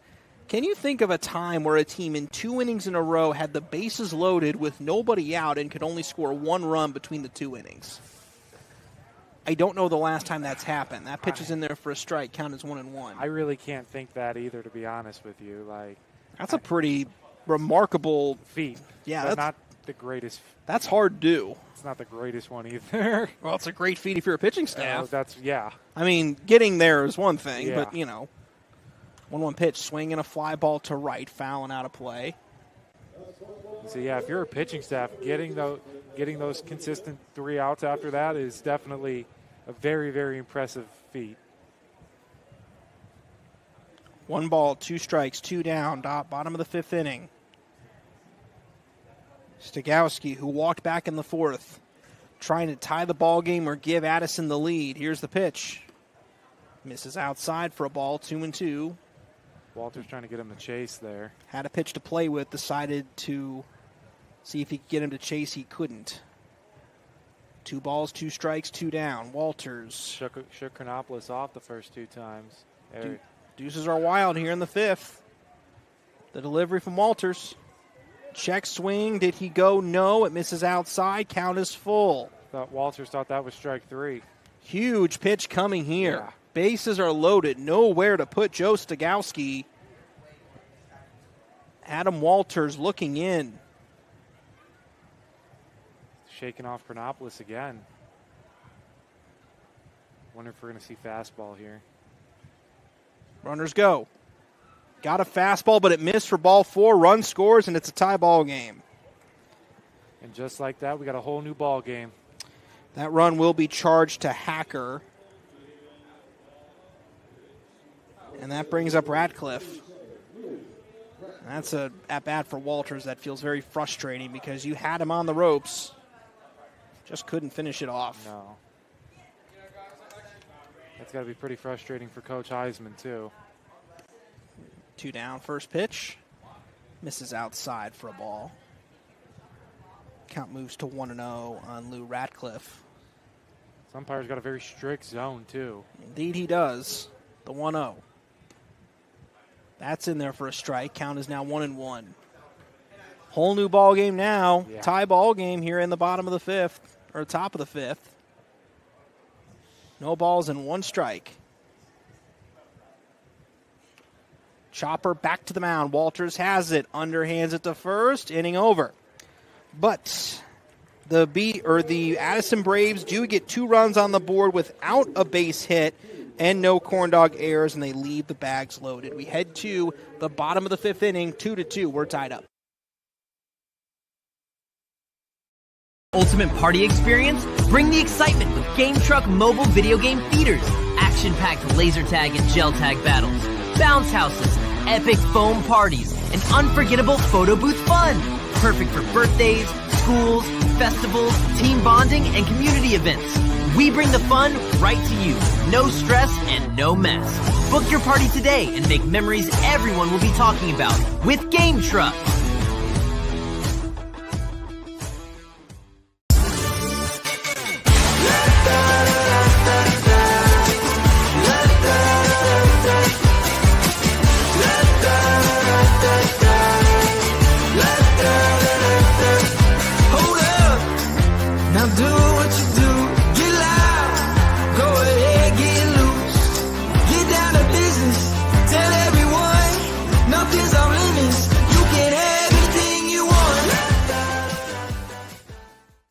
IBEW Local 697 electrical contractors bring the highest standard of electrical work to Lake County homes, schools, and businesses.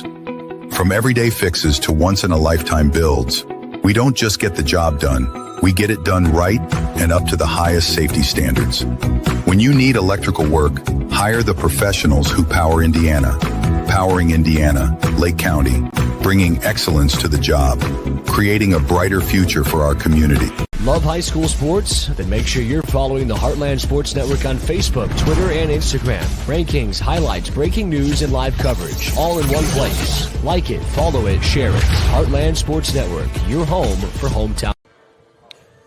If you like baseball, well, you have a close game here, and we have another game coming up after this. 2-2, we're tied up as we head to the bottom of the fifth inning. Zach Sharkey leading off. Scott Cole is on the mound. Online shopping at Strack & Van Til saves you time and money. In-store sale prices, pickup or delivery, online coupons, reward points, and more. Life made simple. Shopping made easy at strackandvantil.com. Sharkey is up. The game has turned on its head a little bit. The Corndogs led for the most part early on. First pitch misses inside a ball, 1-0. Scott Cole still on the mound, and definitely, although in a league like this, managers tend to plan out their pitchers pretty early in advance, as that one is dribbled or skied foul to the right, count as 1-1. I think good for them to see that Cole's been able to go deep into this game, knowing they don't have to dig deeper into the bullpen here in game one, knowing you have another 7 innings of baseball coming up after this. No, not at all, and I wonder if that was their strategy going into this game. At the strike to Zach Sharkey, count as 1-2. We still got some action in the Addison bullpen, too. Indeed we do. 1-2 the count. Cole delivers. Sharkey fouls it back against the back screen. Count still 1-2. Way to just get a bat on that if you're Sharkey there to follow it off. Sharkey walked in the first, then flew out in the third. 1 ball, 2 strikes on him. Scott Cole delivers. Fouled away. Cole threw it so hard his hat fell off. Count remains 1-2 here with nobody out. How about we get a Deuces Wild scenario so it's 2-2 with 2 down here in a 2-2 ball game? I would love nothing more. Put 2 runs on the bags, too. That would make it even better. Exactly. The 1-2. Misses high, 2-2. We're close. Hey, we're very close. That'd be very, very nice if we could do that. Love a good Deuces Wild. Scott Cole looks in. Here's the offering. Inside almost hit Sharkey, but curled just quick enough to miss him. Count runs full.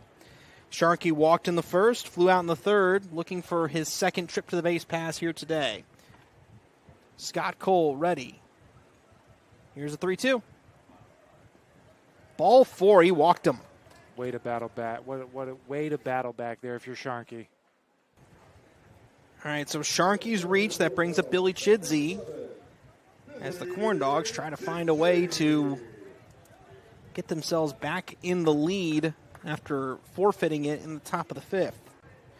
Greg Guernsey is on deck. The Corndogs have done this all with only 3 hits today. Addison with only 1, so a combined 4 hits in this game. And what's been a very much a pitcher's duel all throughout. So if you love pitching and defense, this is your game. First pitch misses low and in. Count is 1-0 on Cole. Cole was very erratic in the first inning. He had 3 walks in the first inning. Then he got 3 outs and retired 9 batters in a row. Then he had some trouble in the fourth, allowed another run to score. Although really, the Corndogs, I think, in that first inning felt like they could have gotten much more out of it than they did. They only got 1 run, but they had the bags loaded and nobody out with that 1 run home. That's come back to bite him here. It has, because it's made it a tie ball game. 1-0 pitch in the dirt, squirts away from Jones, but Sharkey unable to advance. Thought Sharkey was going to go there for a second. I thought he would, but I think he eyed the ball a little too late. It didn't exactly go back quickly. It kind of rolled out very slowly between his legs. So Sharkey perhaps got a late read on it. Yeah. Thought he caught it. Count is 2-0 here on Chidsey. Fly ball to left. Barber, ranging to his right, has it in the sky. That's out number 1. And Greg Guernsey is up next.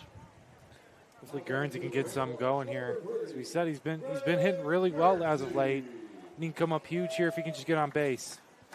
He also hit a ball down the right field line back in the first inning that really could have been a 3-run homer if it was just about 10 feet to the left. Yeah. Had home run distance, but it was just foul. First pitch to him. Chopper back up the middle and through for a base hit. A seeing eye single into center field. And there's 2 on here with 1 away. Sharkey down to second.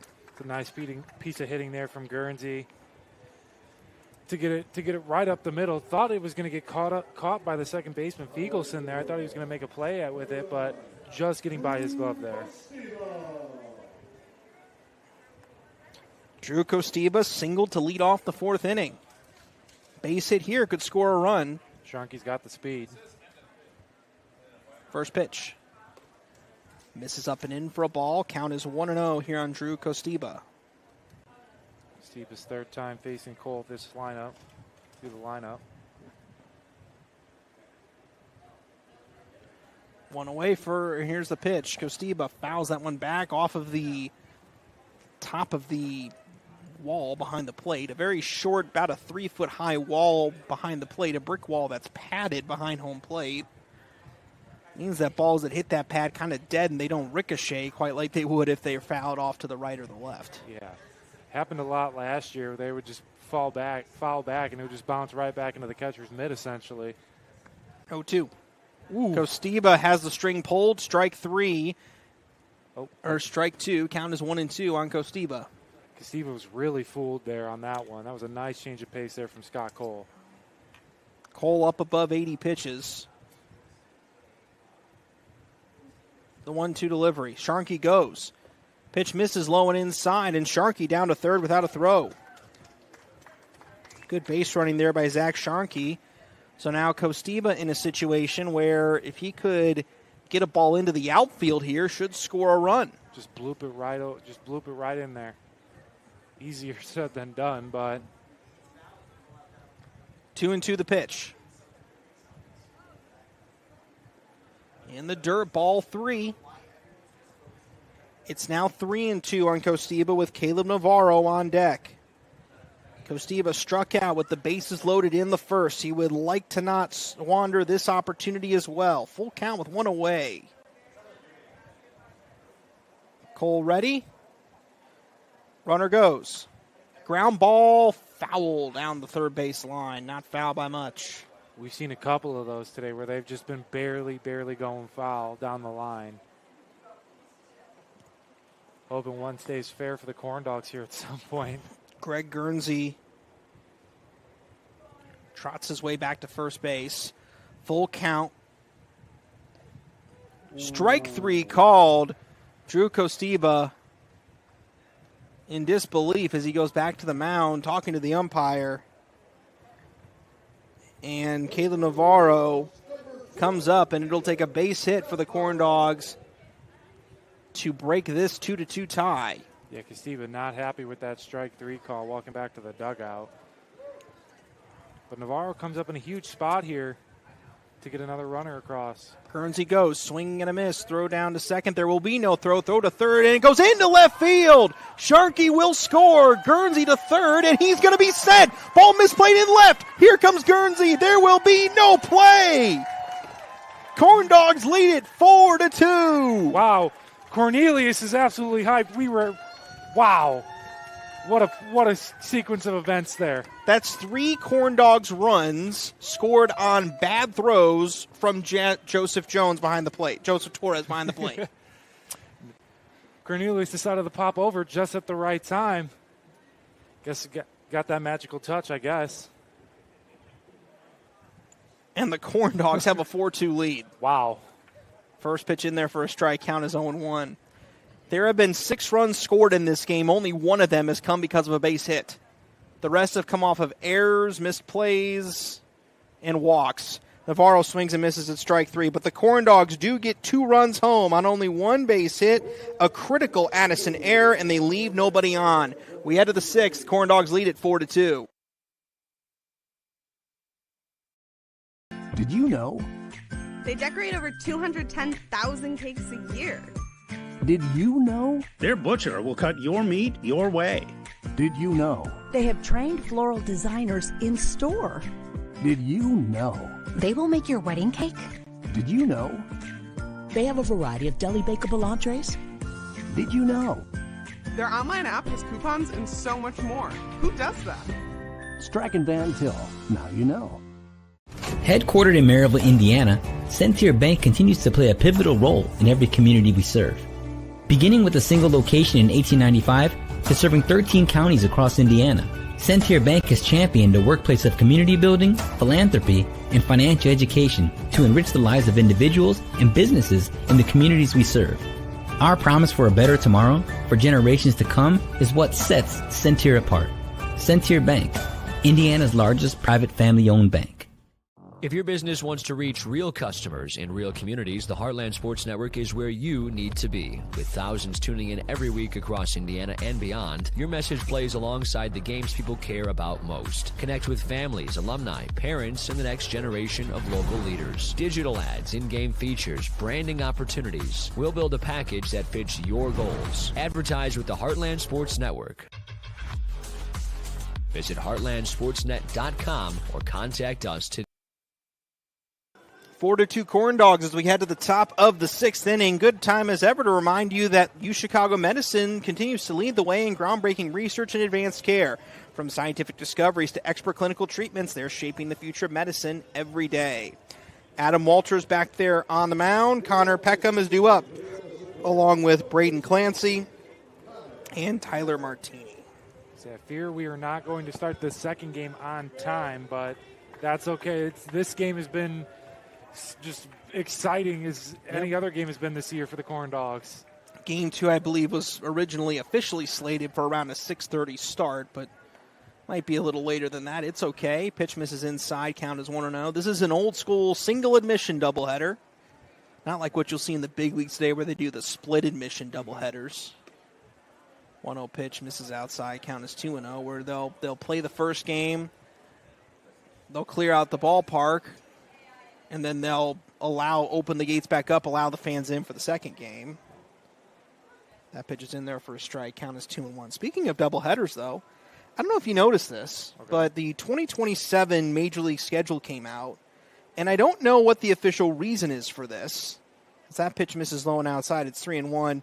But the Cubs and the Padres in June next year are slated to play a scheduled doubleheader.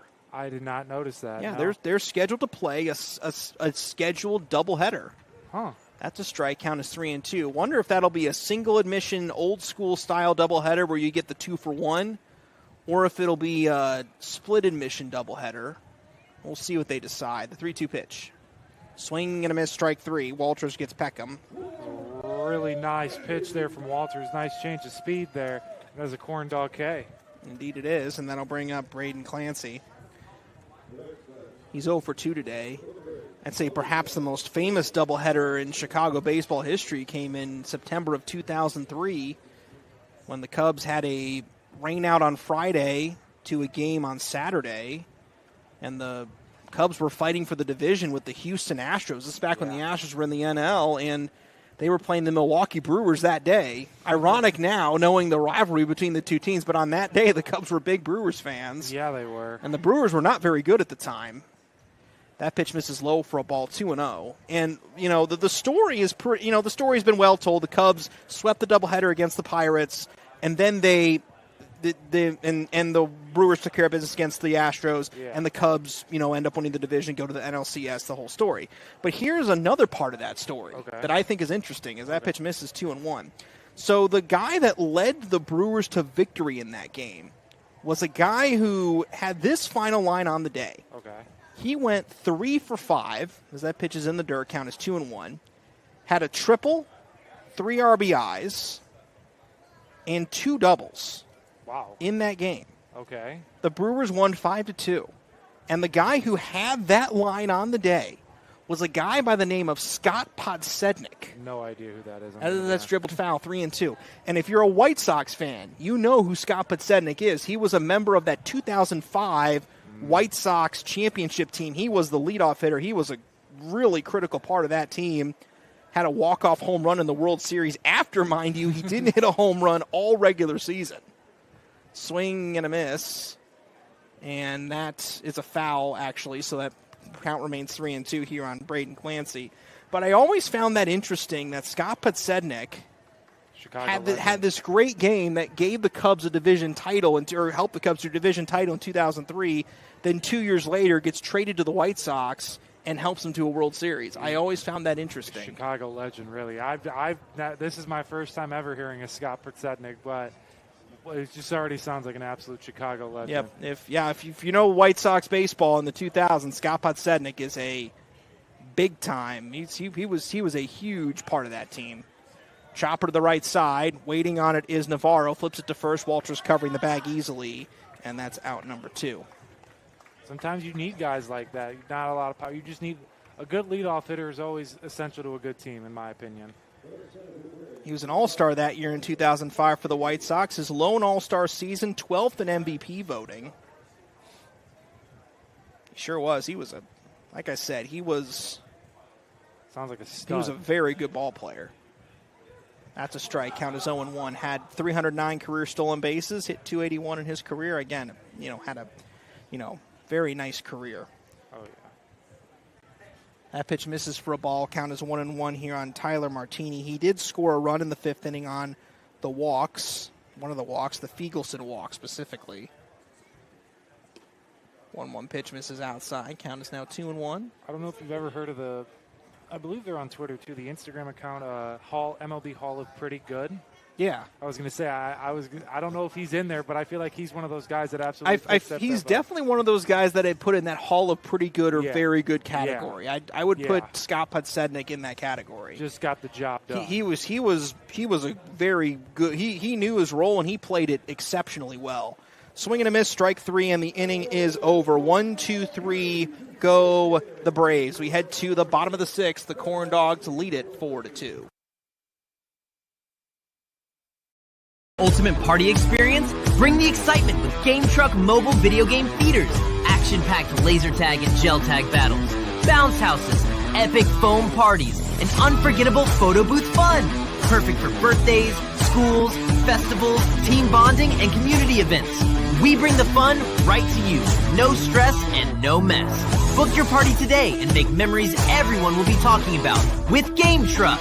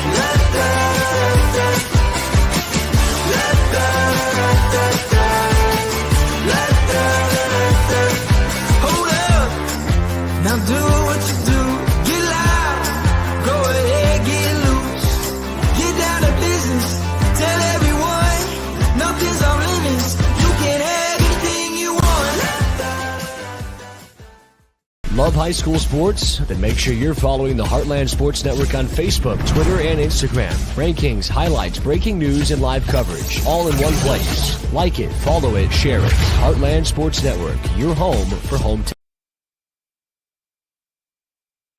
We head to the bottom of the 6th inning at Legacy Fields. Corndogs lead at 4-2 over the Addison Braves. Jack Sharko, Linus Cheriton, and Taki Chronopoulos all due up. Again, a reminder, this is game 1 of a doubleheader. So we will be, I'm assuming it'll probably be somewhere in the neighborhood of about 30-ish minutes between games. And then we will have the stream for the second game up for you as soon as possible. So we'll be turning things around very quickly here at the end of this ball game. Fans, did you know that UChicago Medicine Crown Point is now open, bringing world-class care to Northwest Indiana with advanced adult and pediatric services? Their state-of-the-art facility is conveniently located at I-65 and 109th Avenue. Ooh. And Sharko's hit by the pitch. As we also have a pitching change to report to you, an IBEW Local 697 pitching change. It is Nate Rickenbrode that is on the mound for the Addison Braves. That brings up Linus Sheridan here, who absolutely hit a rope out to center field his last time up to the plate. Rickenbrode is 0-1 on the year with an 8.18 earned run average. Corndogs would like some insurance here in this 6th inning, although I think Adam Walters, could hold on to a 2-run lead, but insurance would still be nice. Yeah. First pitch to Sheridan, misses outside, count is 1-0. We started this game about 5 minutes behind schedule because of a lightning strike that came through and had to clear the field for about 30 minutes and then started the game about 5 minutes behind schedule. But still able to play today. 1 ball, no strikes. Runner goes. The pitch popped up to right, foul and out of play. Again, Sharko, team leader in stolen bases at first. Almost certainly is going to be ready to go. I feel like Coach Heisman, when he gets on base, just knows to send Sarko. Yeah, that's it. He's probably the last guy in this lineup that you would want to give a free pass to. Yeah, because he's very dynamic on the bases. Rickenbrode looks in. The 1-1. Pitch misses for a ball, 2-1. Rickenbrode went to York High School out in York, Illinois, kind of out in the southwest suburb areas. 2 balls, 1 strike, the count. The pitch. Low and away for a ball. Count moves to 3-1. Rickenbrode having a tough time navigating the zone early here in the. Well, he's had struggles with that this year based on his statistics. His whip is 2.27. 12 walks against 9 strikeouts in 11 innings. Ooh. The 3-1. That one catches the zone. Count moves to 3-2 against Cheriton. I don't think Sheridan agreed with that one too much. Oh, I think it was down the middle. Yeah. I think the way the catcher framed it with his glove going across the plate, sometimes you get that illusion that it's further outside than it is, but it was over the plate. 3-2 pitch to Sheridan. And the dirt, ball 4. So the Corndogs have 2 runners on and nobody out, and Tacky Chronopolis up. I've actually seen it before in a major league game. I forget who it was that did this. I think it was at Angel Stadium, but I could be wrong. But there was one play I remember where the catcher set up inside, but had to go away and had to whip his glove over to try to get a ball over the middle of the plate. He late reacted to it, and he ended up falling down, and his glove went so far to the right, the umpire called it a ball, even though it was right down the middle, all because of the way that his glove moved. I was going to say, yeah, I've never seen that clip. I can't lie. But I've seen it before. I'll try to search for it and find out who the player was that did it, but I've seen it happen. 1-0 pitch in there for a strike. Count is 1-1. So it's happened before. Mm-hmm. We saw Taki try and bunt there in his first swing attempt, but Chronopolis takes a timeout, and Justin Heisman gives him a sign down at the third base side. Wonder if we're going to see another bunt here from Chronopolis, or just to throw off the Braves here a little bit. Braves are playing in, expecting a bunt. Chronopolis hasn't shown bunt yet. Now he is. That pitch is low and away, and Sharko heads to third on a delayed steal, and he'll get there without a play. Joe Torres has not had the day behind the plate if you're a catcher. No, he has not. He's had 2 critical throwing mistakes that have caused 3 of the Corndogs 4 runs to score. So it's not been a good day for him. 2 balls and 1 strike with nobody out and runners at the corners here in the bottom of inning number 6. 2-1 the count. Rickenbrode looks in. The pitch. Pitch misses high. 3 balls and a strike on Chronopolis. So this is probably an auto take here if you're Chronopolis. You gotta strike to use here though. So, but 3-1. Ball 4. Bags are loaded. And that brings back to the top of the lineup here. That's not what you want here for the Addison Braves. No, it's not. Zach Wright comes in. And Zach Wright has a chance to break this game open here in the 6th inning. trying to see if he can give the Corndogs as ideal of a situation as he can. And now they're out to talk to Rickenbrode. There is activity in the bullpen. We'll see if there's a pitching change that happens here. I think the pitcher just went in there, but that might be the pitcher for the second game of this doubleheader. That's possible, but I mean, see what he does here. Looks like they're going to keep him in the game at least for now. Trying to think some defensive strategies, things like that. Corndogs lead at 4-2. How they scored their runs? First inning, Zach Wright stole third base on a double steal. Sharkey stole second. Torres threw the ball to second, but nobody was covering, so Wright scored on that play. Scored their second run in the fourth inning when Drew Kostiba singled, got to second base, and then Sheridan doubled to score Kostiba. Then the Corndogs scored their other 2 runs in the fifth on a throwing error by Torres when Greg Guernsey was trying to steal third. The throw to third was late or was offline, or Sharkey was stealing third. The throw to third was offline. Sharkey scored. Guernsey came to third, extending his base stealing 1 base because of the error, and then it was misplayed in left, so Guernsey came around to score on that play. First pitch in there for a strike here to Zach Wright. So it's been odd and wacky, but that's how the Corndogs have scored their runs, and that's how they've taken a 4-2 lead. Any way you can do it is the best way to do it in baseball. No balls, 1 strike. That pitch misses for a ball. Count now 1-1. Thought that was going to be a late strike call there by where the umpire moved his arms, and I was expecting a strike 2 there.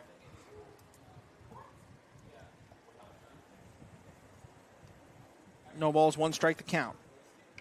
Ground ball, foul. 1-1 the count, my apologies. Count now moves to 1-2. That could have really broken the game open there if it would have stayed fair. Yep. Corndogs looking for their 6th win in 10 games against the Chicago Suburban Baseball League. 1 game against Addison today, and then 1 more against New Lenox on Thursday. That's going to be it for the Corndogs against Chicago Suburban Baseball League teams this year. They provided quite the challenge for the Corndogs this year, but they'd love to finish with a winning record. That pitch just missed. It's 2-2. So I thought that was strike 3 there almost for a second. 2 balls and 2 strikes the count on Wright. Rickenbrode looks in. Fouled back. Still 2-2. Oh, right back into that pole there. Rickenbrode, yeah, still working with no outs here at the bags loaded. This is not the ideal situation. No, it's not, especially in a game where you're already trailing by 2 runs and know that this team has struggled to score runs today. Still only 1 base hit today. That's a fly ball right center field towards the gap, and that's over the head of Clancy. That'll score a run. It'll score 2. On the way to third is Chernopoulos. He will hold there. It's a 2 RBI double for Zach Wright, and it is 6-2. This is a nice piece of hitting there from Zach Wright, just putting the bat out there and just driving it into that right center gap right over there. Had a pretty big gap there, but that's a huge, huge, huge cushion now for Adam Walters here going into the final inning. Probably a little bit of an extra boost of confidence to him as well. This brings up Zach Sharkey. 2 runs scored on the play. Still at third is Taki Chronopoulos.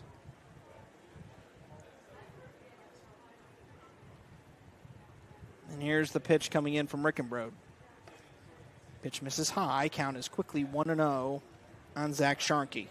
So yeah, we might see a pitching change here potentially. Actually, yeah. We'll see.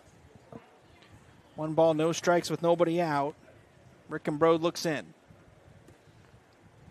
That pitch misses for a ball. 2-0 the count.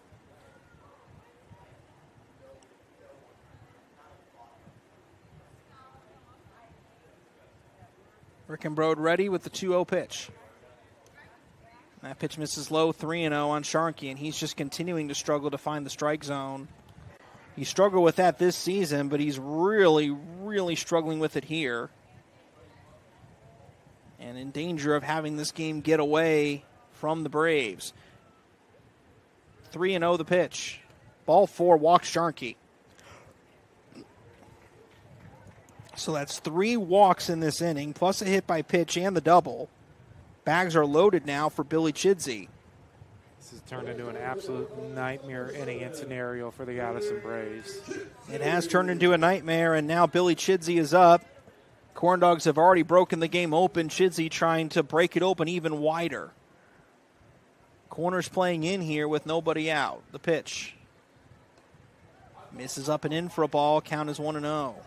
Say it's probably just auto take here for the Corndogs right now. You're probably in that scenario. A guy that's struggling to throw strikes, you've got to find a way. 1 ball, no strikes on Chidsey. Rickenbrode looks in. Pitch misses outside. Count still 2-0 now on Chidsey.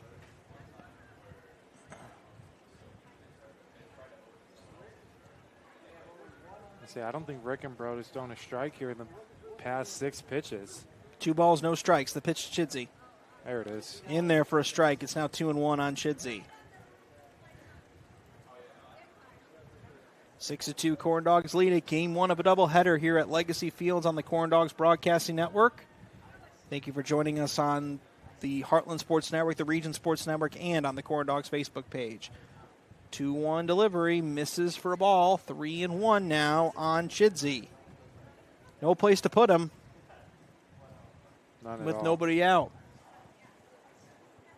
If you're Coach Heisman, you were probably smiling ear to ear right now because you still got no outs. And well, Justin Heisman's rarely a guy that you see smile. Yeah, I was going to say. It takes a lot to get him to smile. Internally.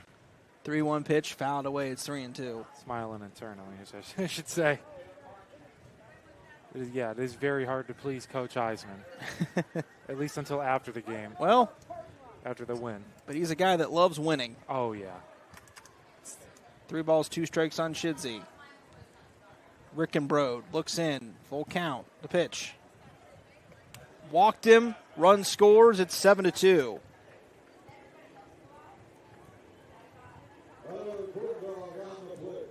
This is absolutely turned. I think we are going to see a pitching change here. Yeah, we are. I think you're right. Manager heading out to the mound. And I think he's seen enough of Rickenbrode here today. Rickenbrode already walking off the mound. That's it for him. We'll have an IBEW Local 697 pitching change. We'll sort things out when we return. Corndogs lead at 7-2. Keeps you busy and you can't get to the store? Shop online with Strachan Van Til To Go. Our to-go service is easy to use. Register using your rewards account information. Fill your virtual cart and choose delivery or pickup. Once your order is in, our own Strachan Van Til team preps your order with care. With our to-go service, you can earn reward points and save time and money with our online coupons and weekly ad prices. Life made simple. Shopping made easy. For more information or to sign up, visit shop.strachanvantil.com. Armed with a rich history of family ownership and a workforce that's committed to putting people first, Centier Bank fosters a workplace of community building, philanthropy, and financial education. A long-lasting legacy of family ownership dedicated to generations of clients is what sets Centier apart. Trust the integrity, experience, and personal service of Centier, Indiana's largest private family-owned bank. For more information, go to Centier.com. Across Indiana, the lights go on, the stands fill, and communities come alive. And every night, the Heartland Sports Network is there, showcasing the athletes, the rivalries, and the hometown pride that make our state special. Stream every game live on the Heartland Sports Network app and heartlandsportsnet.com.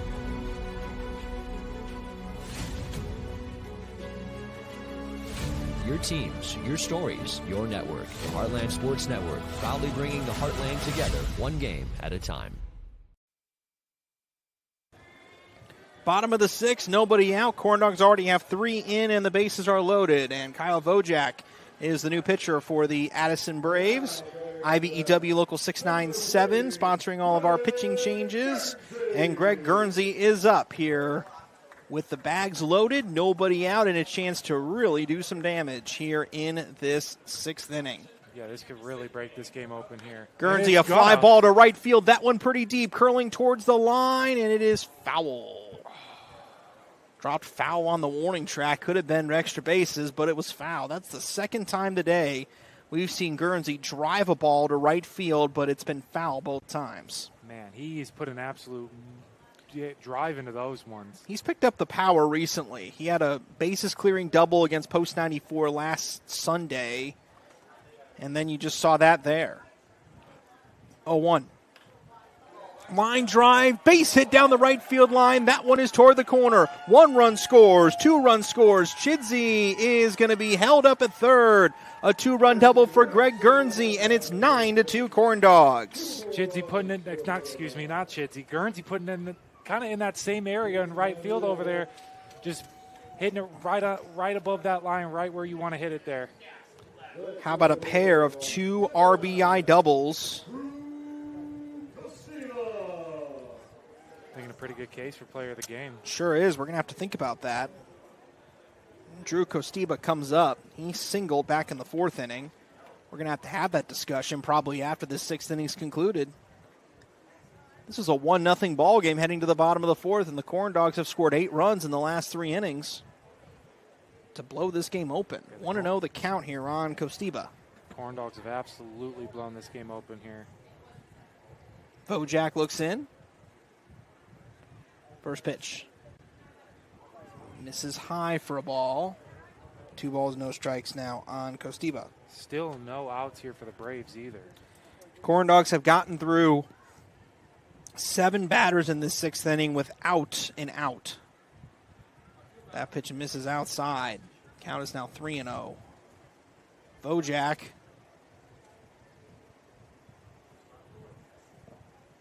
This season for the Braves, wearing number 37 most of the time, an ERA of 9.82, and he just walked Costiba to load the bases again. 4-pitch walk. 8 consecutive Corndogs have reached here in this 6th inning, and now up comes Caleb Navarro, trying to see if he can be the 9th. How about batting around and everybody reaching base? That's what the Corndogs are trying to do here. That'd be pretty impressive. First pitch from Vojak. Navarro was early on that breaking ball. Count is 0-1 on Navarro. It's a really nice breaking ball there from Vojak. Kind of trying to set the tone early here to Navarro.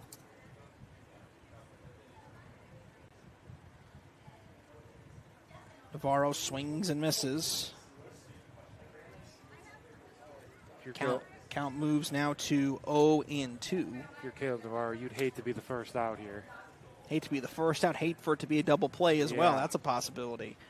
0-2 pitch. Navarro takes one inside. Nobody advances. Count now 1-2. Corndogs had 4 hits in this game heading into the 6th inning. They've only had 2 in this 6th inning, but they've been big ones. Navarro a chopper foul, and Heisman can't grab it with his bare hand. It deflects off his hand. Barehanded catches are tough. They're very tough. We've seen a couple of them this season, just barehanded grounders, especially from Zach Wright. 1-2 pitch. Grounded foul. Heisman doesn't even try that time. I already failed once. I'm not going to do it again. Yeah. Navarro seeming to catch up here. 1 ball, 2 strikes, the pitch. Sharp line drive, foul, and Heisman tried to grab that ball behind his back, but couldn't that time. Coach Heisman just having a little fun down there at this point. That's another one that almost got to Heisman. Let's see if Navarro can do it again. That'd be pretty. 1-2 the count. Breaking ball outside, 2-2. Kind of reminds me of, I forget who it was. I think it might have been John Kruk that did this of the Phillies, but he lined a ball into the outfield or into the dugout 3 times in a row. That's strike 3 on the outside corner. Strike 3 looking for Navarro. He's the first out of the inning. And that brings up Sarko here, who started off this inning by getting hit in the back on the first pitch. Okay, I'll tell you the story of the guy that hit a foul ball into the exact same spot in the dugout. Similar to what we saw with Heisman. Sarko swings and misses at the first pitch. Count is 0-1. Sarko was hit by a pitch in the 6th. This was a guy named David Holsey an outfielder for the Texas Rangers. He was playing a game against the California Angels in October of 1992. Very late in the season. Both teams were pretty well out of it at this point. That pitch is low, count is 1-1. He fouled 4 pitches in a row into the same spot in the Angels dugout. And it got to the point where every single Angel and everybody in the dugout, security, everybody included, ran all the way to, as that pitch misses low and outside, 2-1, ran to the other side of the dugout, and that part of the dugout was wide open in case he lined it to that spot. You got to do what you got to do. If that's a true story. I was going to say, that's crazy. Yeah, I did consult the Google on that research, so that's a strike. Count is 2-2. I didn't get that off the top of my head, I'll admit, but still. It's moments like that in baseball that are fun. Especially, you play so many games throughout the year, you got to have a little fun. Exactly. 2-2, Sharko swings and misses. That's strike 3. Bags are still loaded for Linus Sheridan. He walked in the 6th inning, or he walked earlier in this inning. Also had an RBI double back in the 4th. They gave the Corndogs a 2-0 lead at the time. Cheriton is up as the evening shadows start to creep across Legacy Fields here. We will be very excited to bring you Game 2 of this doubleheader, starting, I'd say at this point, pretty close to probably around 7 o'clock, I would guess. So pretty close to a normal start time, yeah. Normal weekend night start time. Want to know the pitch on Sheridan? Pitch is low in the dirt. Count is 2-0. Yeah, so I was wrong. It wasn't John Crook. It was David Holsey. 2-0 with 2 down on Linus Sheridan. Chronopoulos on deck, the pitch. Pitch misses, 3-0, and now Vojak needs a strike here, or otherwise he'll be walking home the Corndogs' 6th run of the inning and their 10th run of the ball game. 3 balls, no strikes on Sheraton. Vojak looks in. Here's the pitch. That one in there for a strike. It missed for ball 4. Just a delayed move by Sheraton. Ball 4, run scores. It's 10-2. I was going to say, I was a little confused on what was going on there, too. Then I finally saw Sheridan throw the bat, and I'm like, all right, cool, there it is. He was walked. Chidsey scores, Guernsey to 3rd, Kostiba to 2nd, and Taki Chronopoulos will come up now. He is the 12th Corndog to bat. That's a strike. Swing and a miss. Count is 0-1. 12th Corndog to bat here in this 6th inning. Giving the Corndogs a nice big lead. Chronopoulos takes that one inside. Count now 1-1. Yeah, it's crazy to think this game was 1-0 at some point. Only 2 base hits in this game too. Yeah. Or in this inning too. 1-1 in the dirt. Almost gets away from the catcher. Joseph Torres behind the plate. Tough day for Torres. Very tough day. 2 balls, 1 strike on Chronopoulos with 2 down the pitch. Fouled back up and over the screen behind us. Count is now 2-2. 2-2 with 2 down. Vojak looks in. Here's the pitch. Check swing. That pitch inside. Count is 3-2. 3-2 with 2 down. Here's the pitch.